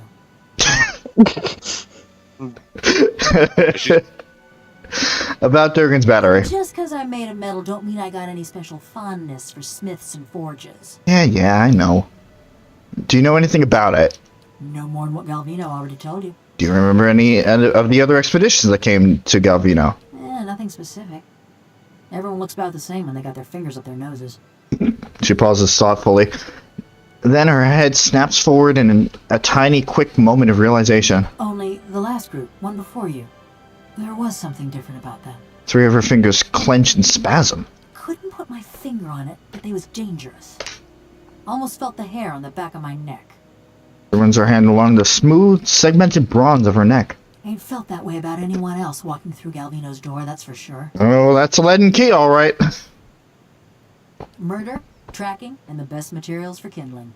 Those are more my area of expertise. Fair enough. What was your life before the Saints' War? There weren't much to say about it. By my reckoning, that means it was pretty good. Ma was a trapper, taught me to set snares and dress game. Dad was a tinker. I never had his patience, but it were fun to watch him work. My brothers and sister, they was good folk too. Part of me's glad they ain't here to see me now. This is as blank as ever, but her essence ebbs and rides. She turns away. Alright, that's it. Alright, find harm key. Harm key, whatever. Alright, you ready, PJ? Oh boy, oh boy, oh boy! Hold on. The night mirror. The ring, yada yada yada. Harabius. Gotta get Nizawa voice, which is not actually too different. Yes. Yes. Yes. Yes. Zawa. So the dwarves of Durgan's battery did not destroy themselves after all. They fell to invaders.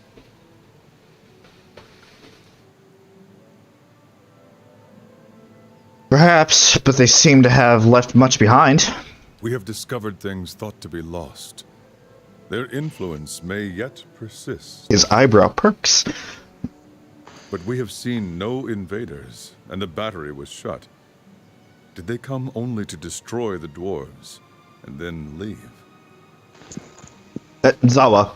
Wait. Zawa, come back. Zawa, don't wander away. Waged in Durgan's battery. They seem to know that. So we gotta go through some other dialogue first. Many fought on. Yeah. Also, luckily, if I remember correctly, a lot of his dialogue is voiced. So right. I might not actually have to do much. Well, but be on standby in case. But, I mean, he has a great voice, and his delivery on many things are great, and I can't wait, because, again, you're going to see how much I love this fucker. Of course he has a great voice. We know this voice actor. Did I forget? Oh, right, yeah, god damn it, he did it again! He does the same voice every time, but my brain just forgets. God damn it! I'm telling you, this guy has been following. This guy's voice actor, but like, fuck. This guy's been following me everywhere. Same with me. He's just around a lot. Zawa, where's your Dragonator? Even now, they continue to fight on. Their bravery was not enough in the end. They might have made great Nalpazga warriors, if only they had been born to Khan. Zawa, come back. No, it's fine. Zawa, is he high again? Zawa! That's not his main dialogue yet, so I can still. No, you're right. I can still save here. So. I appreciate this. That being said, I love this. Hello. Hello. God damn it, Kana. I love the companions in this game. Yes. For the most part. What do you need of Zawa? There we go. There we go. I want to know more about your beliefs, I guess. The ways of the Nalpazga can make little sense to an outsider. Well then, there's gonna be a lot. Probably gonna take the rest of the stream? Probably, actually. Which again, it's fine. I already said that this. Yeah. And then we can just jump right into everything. We already had a disclaimer for this. Yeah. Who are the Nalpazga? We are the warriors of the Takan. Nobles, peasants, it does not matter. We are souls caged in flesh, nothing more. He knocks on his sternum. But it is one thing to say it, another to know it. So we train until we know it. Or until we meet our ends. Zawa regards you a moment. I give this answer because it is what you wanted. But the Nalpazga would say different. They would say that we are nothing at all. What did the Nalpazga seek? Zawa studies the horizon. He smiles as if at a pleasant thought and does not look at you as he speaks. Perfection. Oh, okay. He lets the word hang in the air a moment as though it were an invocation. Look around you. The world is perfect. Every being, every moment, every death. Uh-huh. He frowns and shakes his head. Rarely do we see this. We stumble through life, lost in distractions. Every practice of the Nalpazga is a reminder to stop stumbling, to know the perfection. How can you say the world is perfect?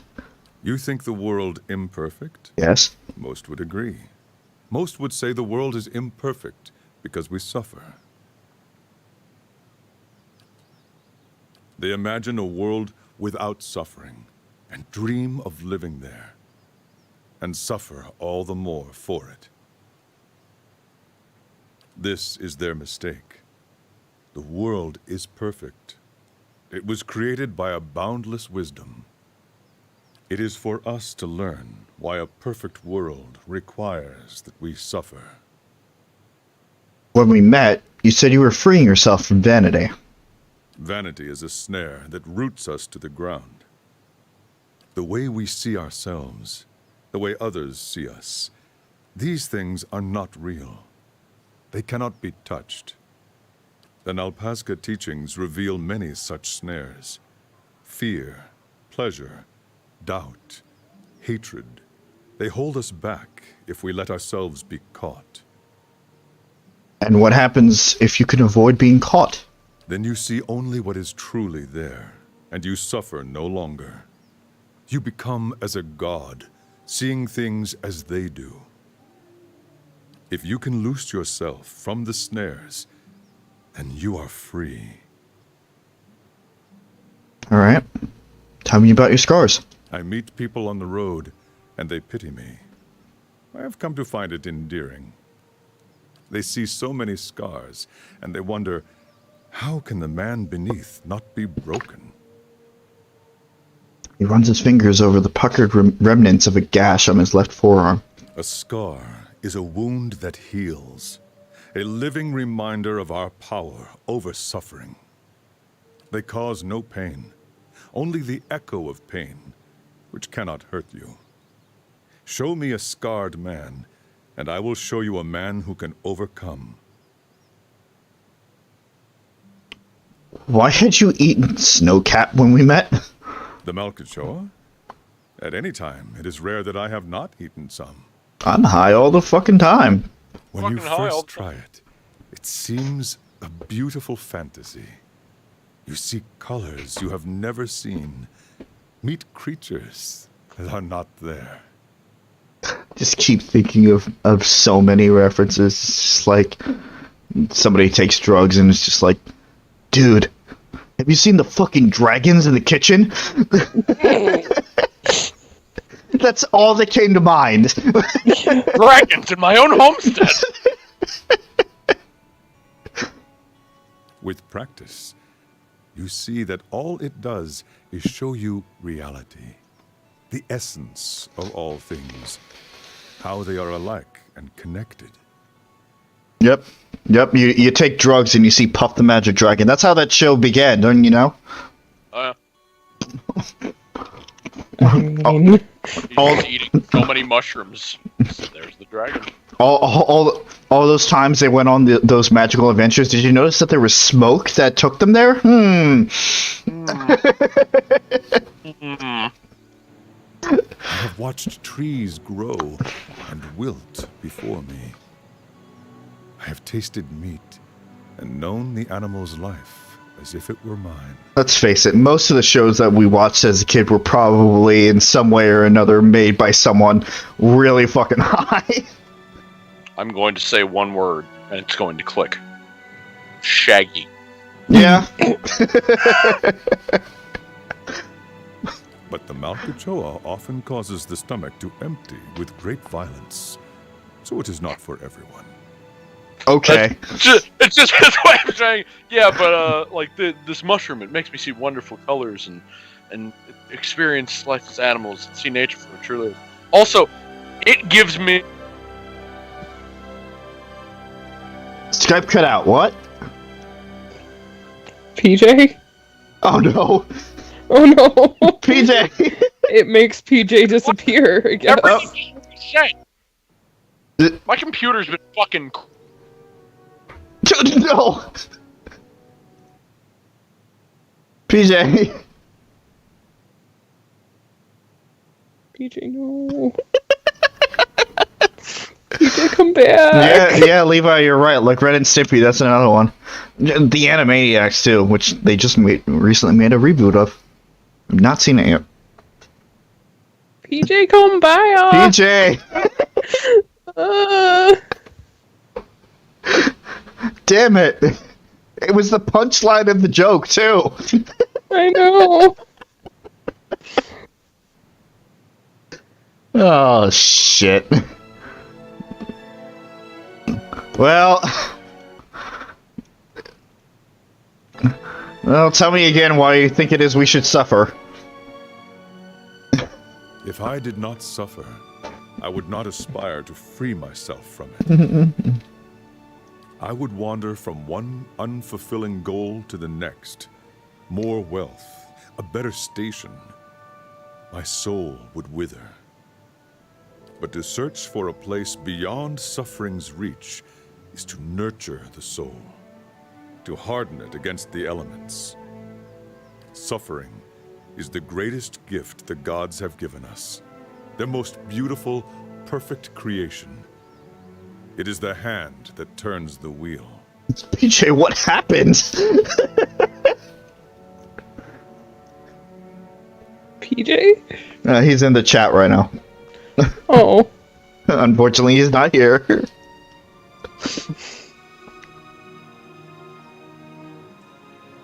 He's just screaming in the chat, which is accurate. Babe, calm down. Calm down and tell us what happened. His computer is rebelling. Oh boy. Oh no. Oh no. You would ask much of one who knows little. Can't make this shit up.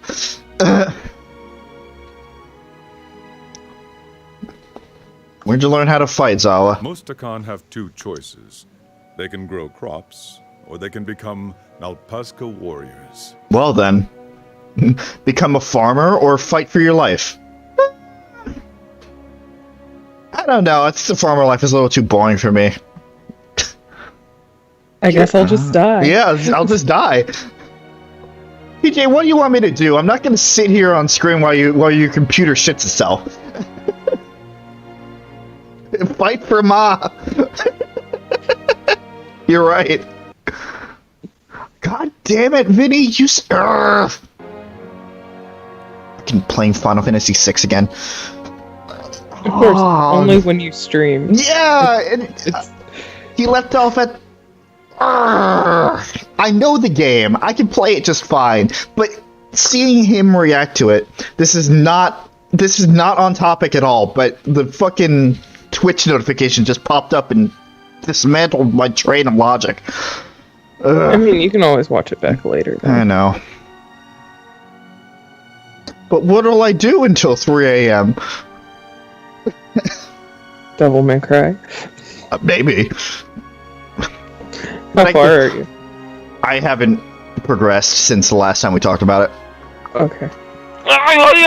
Welcome back. My monitors, and by extension my computer, just reset 3 times in a row without actually turning off. Oh no. First, it reset both my my internet browser and Skype. Mm-hmm. Then it closed Skype. Then it closed my internet browser. Jesus. And I went to shut down. It wasn't shutting. I forced shut down my computer. Oh, jeez. Oh, no. My computer is like fucking going crazy recently. Remind me how long you've had this setup? 2 years at this point. Christ. It shouldn't be going crazy like this. I don't know what the problem is. Well, that's why I was asking.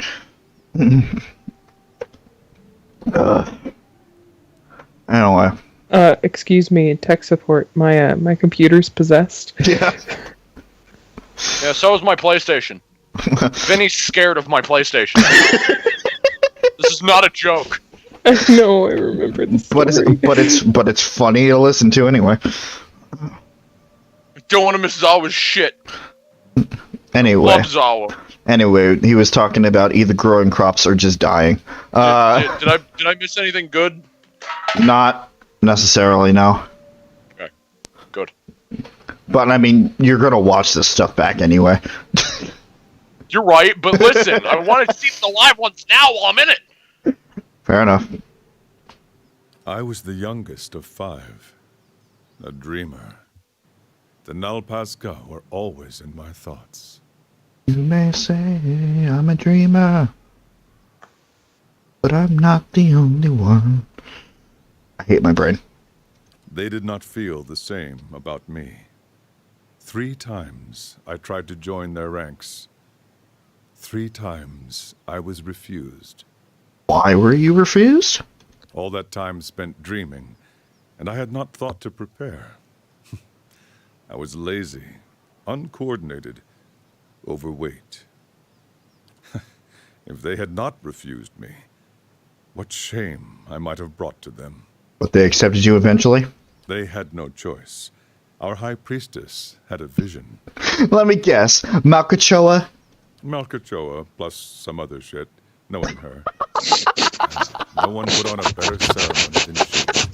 I wasn't expecting that. I was waiting for this line.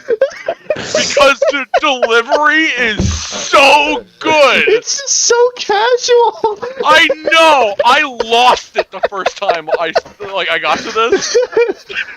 Just like all this fucking like existential philosophy and just Malkachoa plus some other shit. I don't know. I love this line. This is one of my favorite lines that he says in general. It's so good. Malkachoa. Similar shit. We all got high. It's fine. I mean, they did. Yeah. What did she say? God, I love that line. So the delivery's perfect. What did she say? She saw me as chieftain, leading a host of Nalpazga warriors to victory over our enemies, the Quetzalcoatl. Sure. Yeah, that's how you pronounce that. That sure is the thing you just said. The last word twists in his mouth as though he'd eaten something spoiled. Our last chieftain had died over the winter. A new one had not yet arisen from the Nalpazga. So the timing was right. The next day they brought me before Ishipilo, the great master of the Nalpazga, and I became his pupil. Ishipilo. And this Ishipilo taught you everything you know now. You couldn't see it behind the scenes, but I was just mouthing that word to myself over and over again. No, I could hear it. I could also hear it. Welcome to, Ishimiddle. Yeah. Place known as Ishimiddle. The place that is the only place where you can have the philosopher background, thus is mine, apparently. I still trained with the other instructors, sparred and meditated with my Nalpazga brothers and sisters. I learned from all of them. But learning from Ishipilo was a chieftain's privilege. He knew the secrets that could grant mastery over reality, invincibility in combat. Oh, I'm sure we'll see the fruits of that labor. When a Nalpazga was deemed a worthy successor to a chieftain, greater than all his peers, Ishipilo would take him in, prepare him for the future. I would not be as I am now without his lessons. You said your teacher knew how to master reality. Did you learn his secrets? Sawa opens his mouth to speak, but only a slow exhalation. Jesus Christ. Escapes. He looks at you frowning and tries again. Not all of them. What was it your master never taught you? When I was brought to him, I knew how unworthy I was. But if he disapproved, he never showed it. In my shame, I gave him everything I had. He tutored me for 7 years, and in that time, I became greater than the rest. Then the day came when he was to teach me the final secret of the Anitle. This is the unbeatable warrior all Takan chieftains must become to protect our people. Ishipilo never showed. I found him in his study, meditating, or perhaps staring off. I couldn't say. Master, I said, is it time for me to learn to be the Anitle? Not yet, he said. And that was all. Oof. He never gave me another lesson. A year later, he was dead of old age. They named me chieftain, anyway. Maybe he was testing you. I thought so as well. I tried everything. Patience, rage, cleverness, acceptance. Not yet, he would say. Not yet. Someone else must have been able to teach you, though. At any time, 2 people know the secret of becoming the Anitle. The chieftain and the master of the Nalpazga. When Ishipilo died, the knowledge was lost to us forever. You seem to have managed in spite of that. Have I? I don't know. You would ask much of one who knows little. What happened after you became chieftain? Word of Ishipilo's death spread. Our enemies saw the opportunity. The Ketchmodel chieftain came with gifts to honor my rule, but his real purpose was to look me in the eye, to know if Zawa might be beaten. I looked at him, and I imagined that I was the Anitle, free of all the worldly snares, that my master had taught me everything. When he turned to leave, I saw he wore a secret smile, and I knew I had failed. 3 days later, they attacked. They were many times greater than our numbers.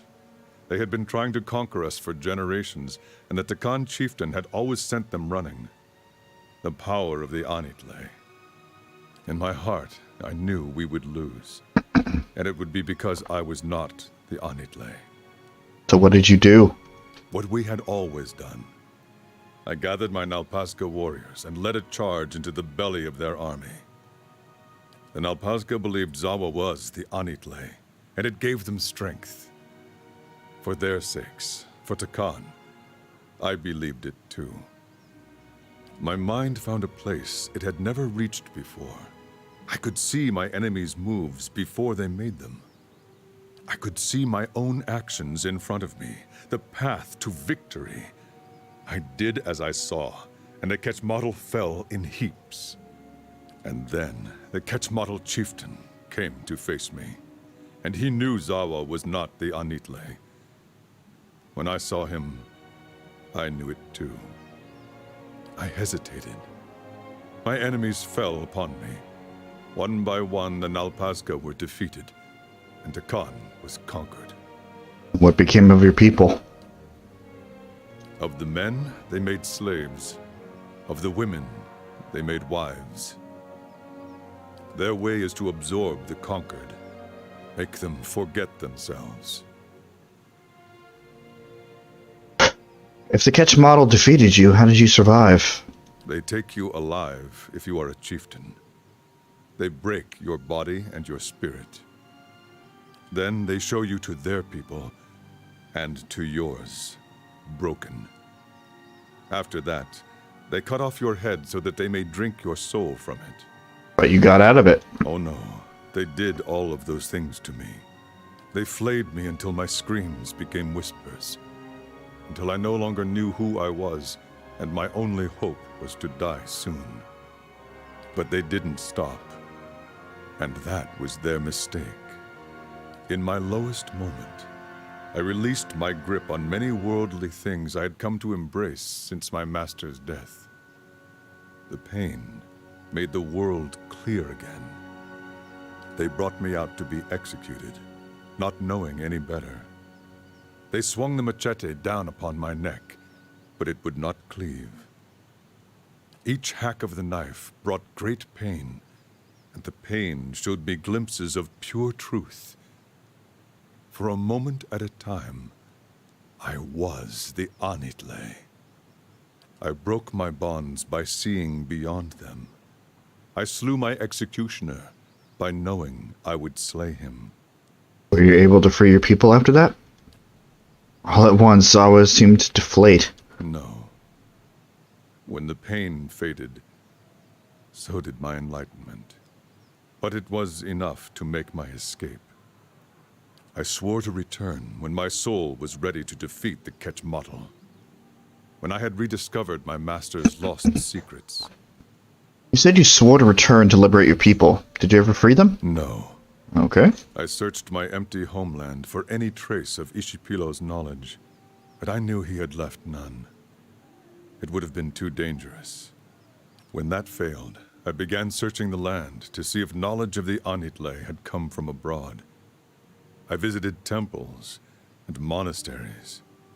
All the while, Zawa was trying to find the answer within himself as well. Meditation, Malkachoa, 1,000 practices he had learned as Nalpazga or dreamed on his own. He becomes nearer to the Anitle every day, but his soul is not free. He is not the Anitle. Why not try to free them anyway if you're close? The final step is the difference between invincibility and certain failure. Ketchmodel has only grown over time. swallowed all its rivals. It would take no less than the Anitle to free and protect the Takan now. What if you die without rediscovering your master's knowledge? Then the Takan will be no worse off than they are now. But they do deserve better. Is there any way I could help? Okay. Oh, there it is. Perhaps there is. My journey to Stalwart, I passed through a place that put my soul on edge. I don't know what it was about the place, but I had intended to return there after I had fulfilled my pledge to Stalwart's mare. The answers I searched for are now the soul. Such resonance should not be ignored. I believe the locals call the place Whitestone Hollow. It lies east of Stalwart. Oh, hey, that's two. 2 reasons to go there. Alright. Explore its energy, if we should pass that way. So yeah, I think that was the quest. You would ask much of one who knows little. But we'll finish it off if... It's right. Yeah. Tell me about your home. Ishamiddle is vast. Outsiders think of it as one land, and its people as one people. But if you walk across it, you see that there are many Ishamiddles. The Ishamiddle that the Takan know is rich in soil and water. The crops seem to grow in front of you. We build our homes along the Aki River, and it is good to us. Though every so often it floods, so that the Takan do not forget their suffering.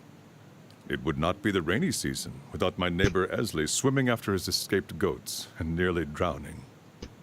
The Marathon Zawa's face buries itself suddenly as though evading capture. But home is an idea, no more real than justice or honor. My home is here now, wherever I stand. It's situations like this that just make me want to fucking grab them by the shoulders and just yell, just enjoy the memory for half a fucking second. What were you doing before you came here? I hope to share knowledge with the monks of the Thousand Dreams. Their monastery lies east of here. They are said to be seekers of greater truth, like the Nalpazga. But if they still exist, I did not find them there. Alright, let's keep moving. There it is! Also, the idea of enjoying it for a second. I mean, that's kind of the whole thing about the drive to, rescue the place. Right. Is that if you feel good with a memory, then perhaps the,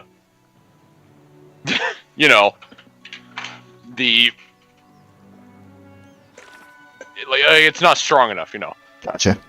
They need to... Anyway, you know what I'm saying. Yeah. It's melting in my brain. Yeah, I gotcha. It's in Fort, okay. Take us to the Takan, Whitestone Hollow, ready to the cannons. That's the Durgan's Battery one, the one that got away. Alright, we need to search around Stalwart. We're on day 86, Jesus. His better half. Oh, right. Yeah, we'll go back to you eventually. That place is where the other White March bounty is. So we're not going back there yet. The Burden of Memory. That's Maneha's thing. Yes. Okay, and everything else is accounted for. Bleak Oath. Travel to Hadi's house. Okay, it's Hadi's house. That's also in Whitestone Hollow.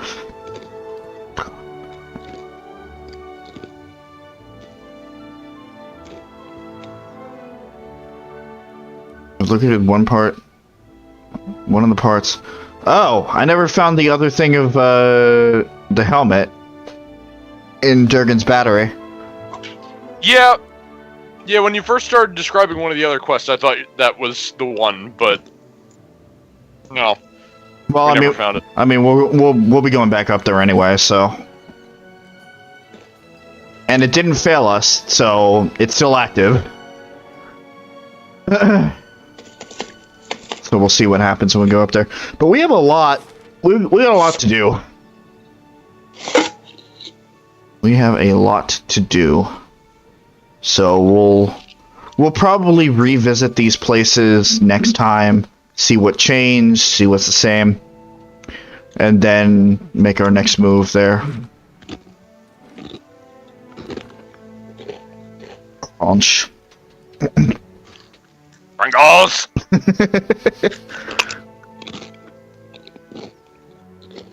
Lovely, lovely chewing noises. You're welcome. Give me some of those pizza Pringles! After mock. It is So- after mock. This noise that you're hearing, this crunching noise, is exactly why my nickname for the longest time in middle school and high school. Because I would get on the house phone with a friend, Was what? and I'd be eating Pringles, and that's all Yeah, that they it would hear. completely cut out the end of that sentence. Why they call it... And that's why. Skype is doing great The tonight. crunching noise is why, for a big chunk of middle school and high school, I had a couple of friends who would call me Pringles. Ah. Because I would get on the phone and talk to them, but I'd be having my after-school snack of Pringles. So all they heard from me was crunching. Fair enough. Crunch, crunch, crunch. Crunch. Crunch. Alrighty. Fucking love pizza Pringles so much. Oops. Well, I mean, that panned out. I'm also going to do this and stop sharing. Because Skype doesn't automatically stop sharing when you close an application. Yep. Okay. So. Woo, progress! Yeah. Good progress. A lot of dialogue, but good progress. A lot of Zawa. A lot of Zawa. I love Zawa. Right. I love his philosophy! Yep. He just exists. Yeah, he's just there.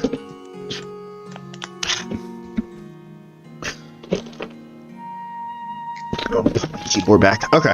I could see similar philosophical viewpoints in myself. Not completely, because I don't eat mushrooms to fucking just exist. Right.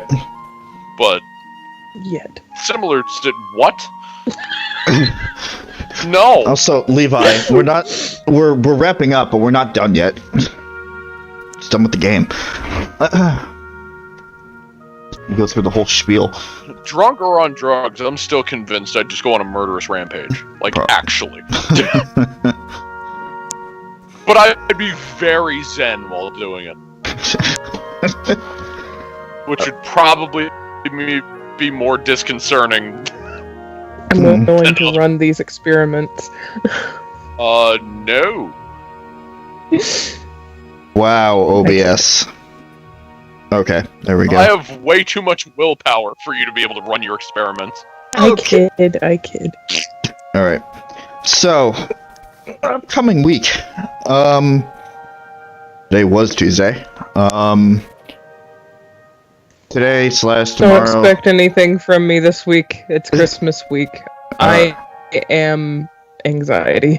Right. Don't expect anything from me this week, or next week, or probably every foreseeable week, unless I state otherwise. My channel is not dead. Right. That's becoming the tagline of my channel. It's not. It's not dead. Yeah. Welcome to PJ the Evil. It's not dead. Not dead yet. He will be. Well, again, one day I'm randomly gonna stream. No, it's fine. When you finally get to back to Code Vein, we'll just co-op stream Code Vein. All right. Yes. I'll join. I'm not gonna lie. That randomly passed through my head earlier today. Mm-hmm. I'm like, oh fuck.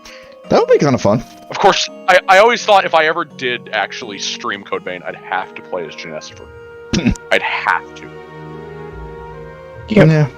Like, playing as Chains would be fun. And if I did anything, well, I don't know, I'd have to think about that. Because Chains is great. As Suzie knows, Chains is great. Right. Yes. Yes, he is. Okay. So you shut up. Okay. No. So tomorrow/Wednesday, it's gonna be more Fire Emblem. I'm going to try to take another chunk out of it. I need to get Fire Emblem done within the next 3 streams if necessary, but I'm hoping to get it done within the next 2 streams because I have plans for next week. And Fire Emblem was just a filler series. It was just a filler series. Welcome to the world of filler. Yeah. Hi, Fluff. So that'll be Wednesday. Thursday and Friday, don't you fucking expect a thing. I'm not even gonna be here. Saturday, hopefully we'll be doing more Pokemon Sword. Yes. We are back on the mainland. In an update, I did get all the twigs. I got it actually the first day off. Oh, fuck, I forgot to do jobs. Oh, well. Oh, well. They'll be staying there another day. That's fine, we got the twigs. Yeah. All we need is the story progression, and then we can just nab it. Oh, we need the story progression? Oh, right. Well, I mean, as a definitive thing, if we happen to find the person. Right.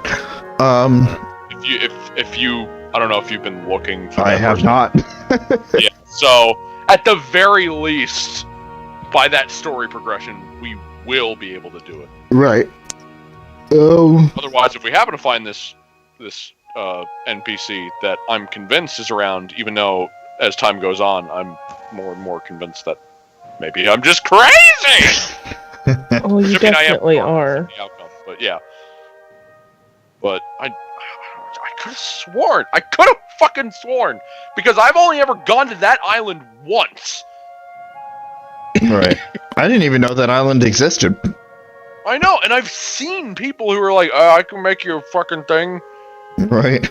Like, I've seen that more than once, and I've only been to that island once. Oh, and I did see her there that one time. Right, and another thing we need to look at for is fucking Walt's weather. I've been keeping an eye on it. Okay. And while there is mist today, it's not in the right spots. Christ. But I also saw that the icon for mist it's a cloud on the top left, and then in front of the cloud, there's like 2 lines with dots on each opposite side. Okay. But they're like 2 eyes stacked on top of each other sideways, facing opposite directions. Gotcha. So that's fog. It's not mist. It's fog, but it gives misty terrain when you go into battle. So fuck my brain.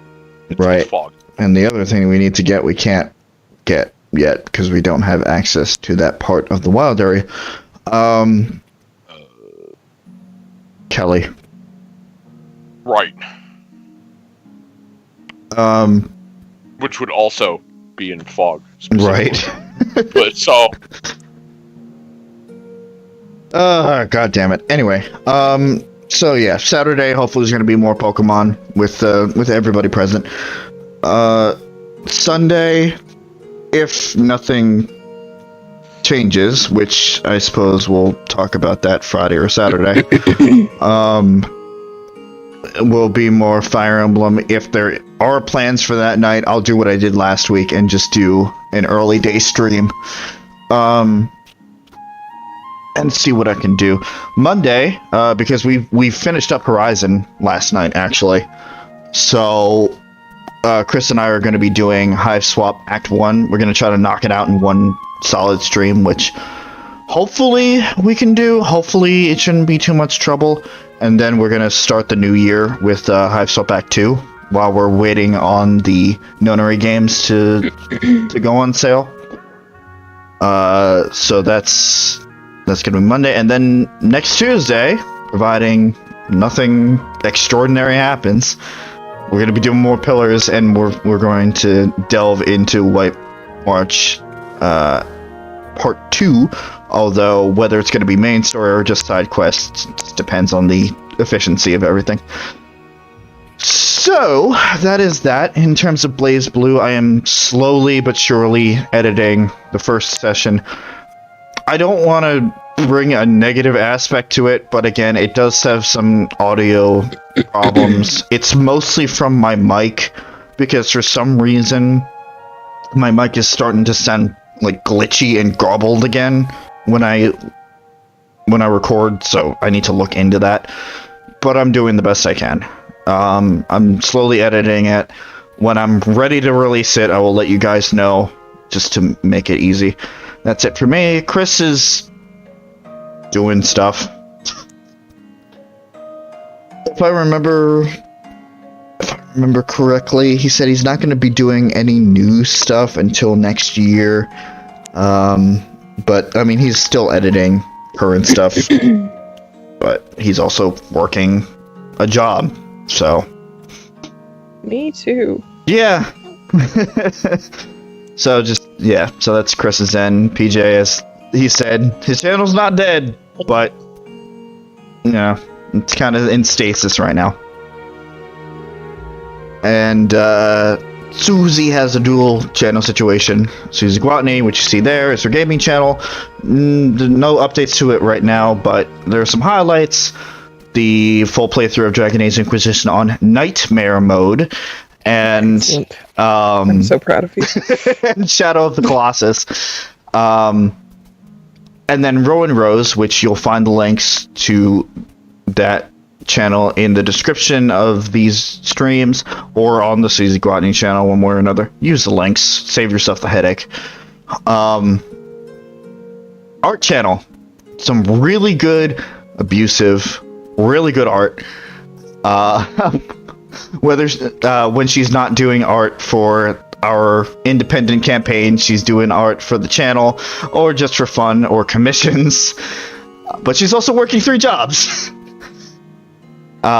So just be patient. Or is really good and it's worth the wait. I'll get stuff up eventually, I swear. I had an upload schedule and then life happened. Yeah. It's fine. Just add you know what? Add to her repertoire by commissioning her more. Yes. Or just throw money her way. It doesn't even have to be for a commission. That would be ideal. Just throw money at me. As you vaguely heard, we have 4 different channels, 4 completely different types of content. On this channel, you'll find mostly story shit, because story is my crack. Same. Yes. So that's what you're gonna find here. We do this because 99% of the time it's fun. And we wouldn't be doing this because it's fun, because God knows we're not getting paid for this shit. And then when that 1% hits, it's really fun. You're so clever. It's fucking really fun. Bronca. It's so fucking fun that the entire stream deletes itself. Or is stolen by Daddy Atlas. You're right. Which, have fun with the very beginning of this stream, Daddy Atlas, wherever you were fucking streaming it to this time. Oops.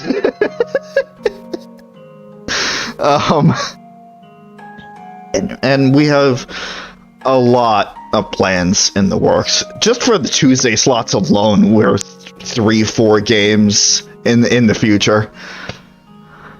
So we're not going anywhere anytime soon.